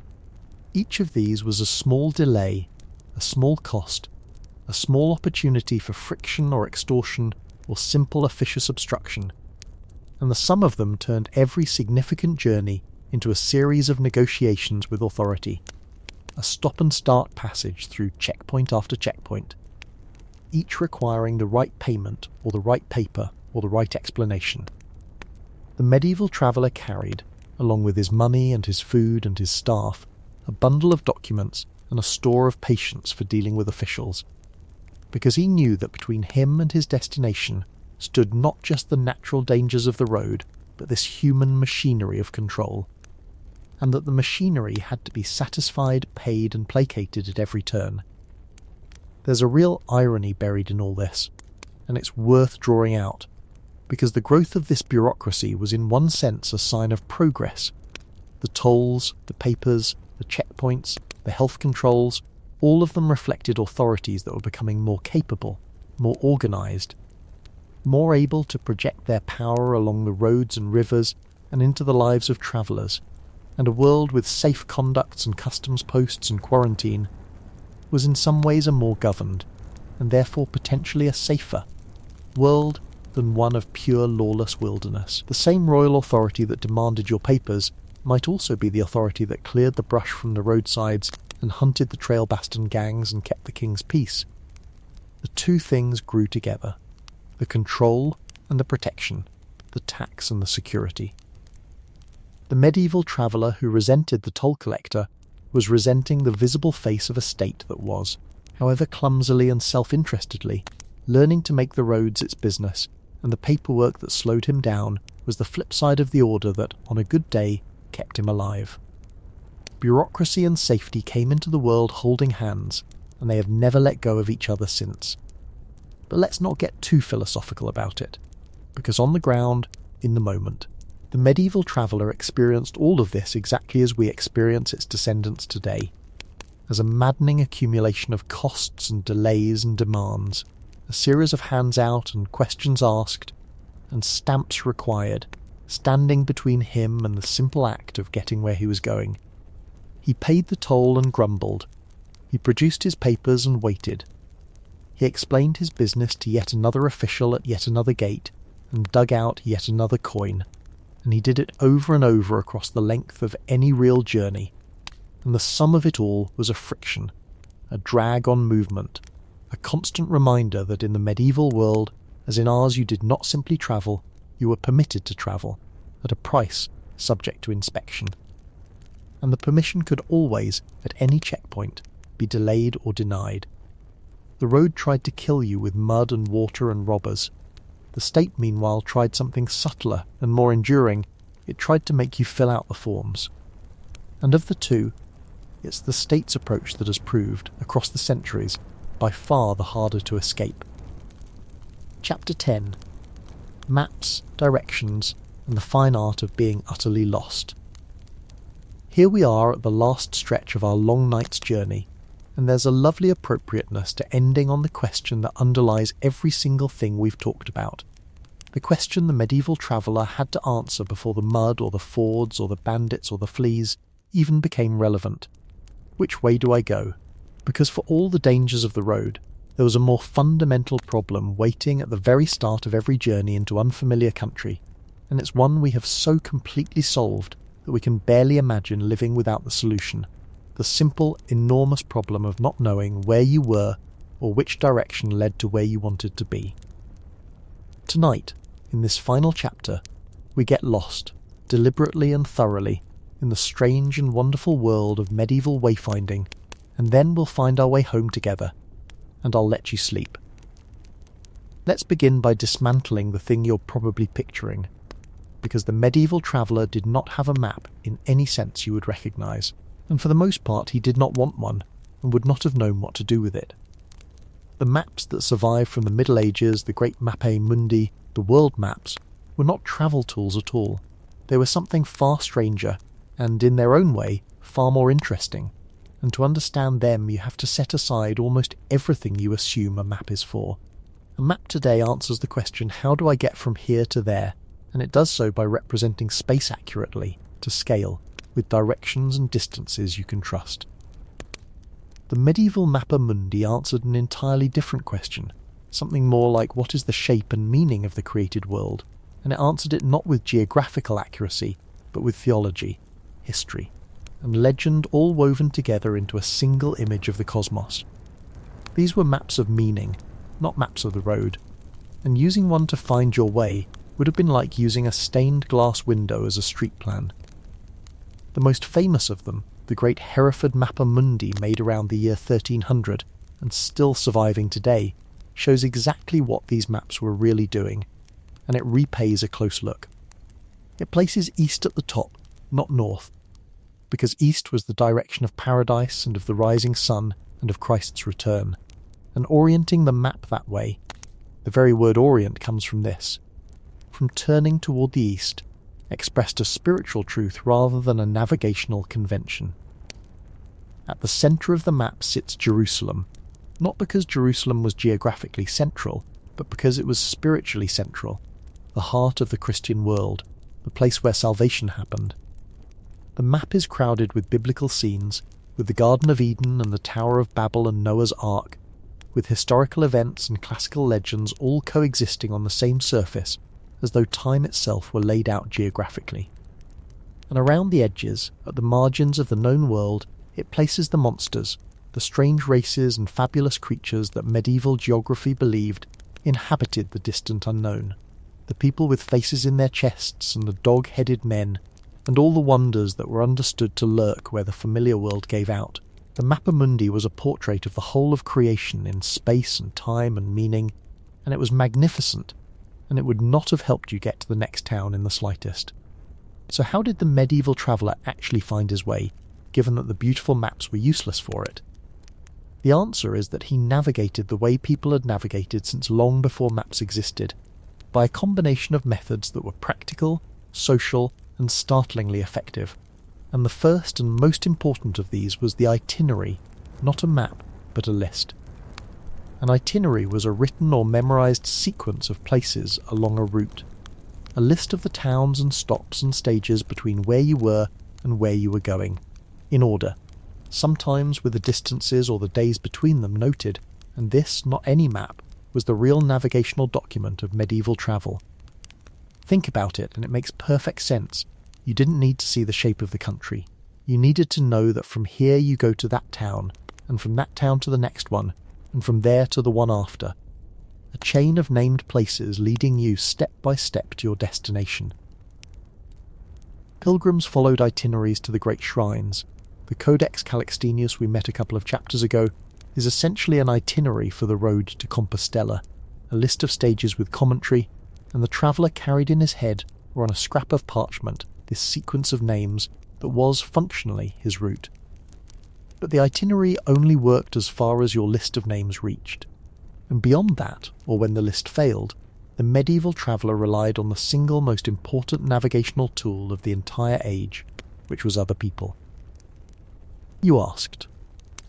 You asked constantly, at every town, every crossroads, every inn, every field where someone was working, which way to the next place on your list, how far it was, whether the road was passable, where you could safely stop for the night.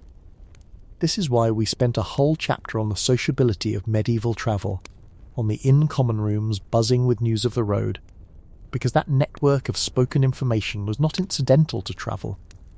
It was the navigation system, the medieval world's living, breathing, endlessly updated map, carried in the heads of everyone who had ever walked the roads and shared freely with anyone who asked. The local peasant who could tell you the way to the next village, the innkeeper who knew which fords were flooded, the fellow traveller who had come the way you were going and could warn you what lay ahead, these were the medieval travellers' GPs. And like the modern kind, they were mostly reliable and occasionally, memorably, catastrophically wrong. For the broad orientation, beneath the itinerary and the asking, lay the ancient natural methods that had guided travellers since the dawn of movement, and the medieval traveller used them as instinctively as breathing. The sun rose in the east and set in the west, and stood in the south at midday, giving direction to anyone who watched it. The North Star held its fixed place in the night sky, the one reliable point in the turning heavens, known and used by every traveller and above all by every sailor as the anchor of direction. Rivers were followed, both because they led somewhere, downstream to larger rivers and eventually the sea, upstream to their sources in the hills, and because settlements clustered along them, so that following a river was a reasonable bet for finding people and places. Roman roads, where they survived, ran famously straight and led between the old towns, a fossil navigation system left by the vanished empire. Prominent landmarks, a distant hill, a great church tower visible for miles, a notable tree or stone served as waypoints, aiming points to walk toward. The medieval traveller read the landscape and the sky the way we read signs and screens, and a skilled one could find his way across genuinely unfamiliar country with nothing but the sun, the stars, the rivers, the roads, and the directions of everyone he met. At sea, where there were no locals to ask and no landmarks once the coast dropped away, navigation became a more specialised and more anxious art, and it's worth a moment because it shows the same medieval mixture of the practical and the improvised. The medieval sailor hugged the coast wherever he could, navigating by known landmarks and headlands, by his knowledge of the sea's depth sounded with a weighted line, by the accumulated lore of tides and currents and the feel of familiar waters. Out of sight of land he steered by the sun and the stars, above all the North Star, and by the later Middle Ages, crucially, by the magnetic compass, which arrived in Europe around the 12th to 13th century, and gave the sailor for the first time a reliable sense of direction even under cloud, even out of sight of everything. Alongside the compass came the Portolan charts, the sea charts that were the one genuine exception to everything I said about medieval maps being useless for travel. These were real, practical, remarkably accurate charts of coastlines and harbours, laced with the crisscrossing lines of compass bearings made by and for sailors to actually navigate by. And they represent the medieval world's closest approach to a modern map. The sea, ironically, produced better navigational tools than the land, because at sea you had no choice. There was no one to ask. Given all this, getting genuinely lost was a real and constant danger, and the consequences of it ranged from the merely inconvenient to the fatal, which is worth remembering when we're tempted to find the whole business quaint. A traveller who missed his way, who took the wrong fork, who followed bad directions or pressed on into unfamiliar country as the light failed, could find himself benighted in the wilderness, far from shelter, exposed to the cold and the dark and whatever the night held, and we've already seen how dangerous a night in the open could be. Fog, snow and darkness erased the landmarks and the sun and the stars that navigation depended on, and a traveller caught in a whiteout or a thick wood without his bearings was in genuine peril. The forests especially were places to lose yourself, trackless and disorienting and dangerous, and the deep cultural fear of the medieval forest that echoes through so many of the period's stories, the dark wood where you lose your way, where the path vanishes, where you wander lost among the trees, grew directly out of this real experience of a landscape in which losing your way could genuinely kill you. To be lost was not a minor embarrassment, it was a threat, and the traveller worked hard, through his itinerary and his asking and his watching of the sky, to make sure he never was. And yet, and this is the note I want to end our journey on, because it's the one that has stayed with me through all these hours of talking about mud and drowning and robbery and fleas. They managed. That's the astonishing thing. The thing that should genuinely move us when we sit with it. With no accurate maps, no signs, no reliable measures of distance, no way of knowing precisely where they were, across a surface that tried to drown them and through country that tried to rob them, medieval people travelled anyway, in enormous numbers over vast distances. And mostly they arrived. Pilgrims found their way from England to Jerusalem. Merchants moved goods across the whole breadth of the known world. Messengers carried word from court to distant court. Ordinary people, with nothing but a list of place names, the willingness to ask the way, and the sun and stars overhead, crossed a continent and came home again. And they did it so routinely that most of them never thought it worth writing down. The medieval world was held together, navigated and known not by any technology of maps and instruments, but by human knowledge, passed mouth to mouth, foot to foot, generation to generation, a vast collective act of finding the way that we have almost entirely forgotten how to perform, because we no longer have to. We solved it, in the end. We covered the world in accurate maps, and then in signs, and then in a network of satellites that can place us anywhere on Earth to within a few feet, and speak the directions aloud. And in doing so we made the fundamental terror of medieval travel, the not knowing, the possibility of being genuinely, dangerously lost, very nearly extinct.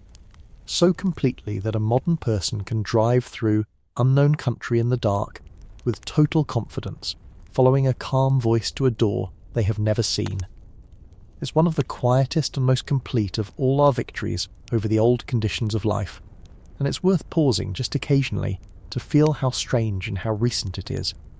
Because for the whole long stretch of human history before us, to set out was to accept that you might lose your way, and to arrive was a small triumph earned by watching the sky and trusting the road and asking, over and over, the way ahead. And so, we've come to the end of the road, you and I.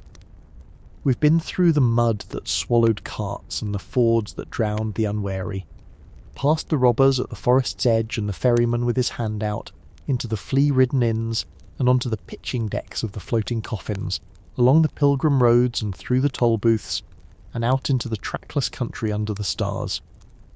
The whole terrifying, miserable, magnificent business of getting from one place to another in a world that made it so very hard. And I hope, lying there wherever you are, warm and still and going nowhere at all, you feel a little of what I feel at the end of this, a deep and slightly astonished gratitude for the sheer difficulty of it, for the courage of the ordinary people who faced that difficulty as a matter of course, made their confession, took up their staff, and simply set out anyway, toward the shrine or the market, or the distant town or home. They walked so that we could sit still. Thank you as always for travelling with me through the dark. Sleep well, wherever you are, and I'll see you on the next road. Good night.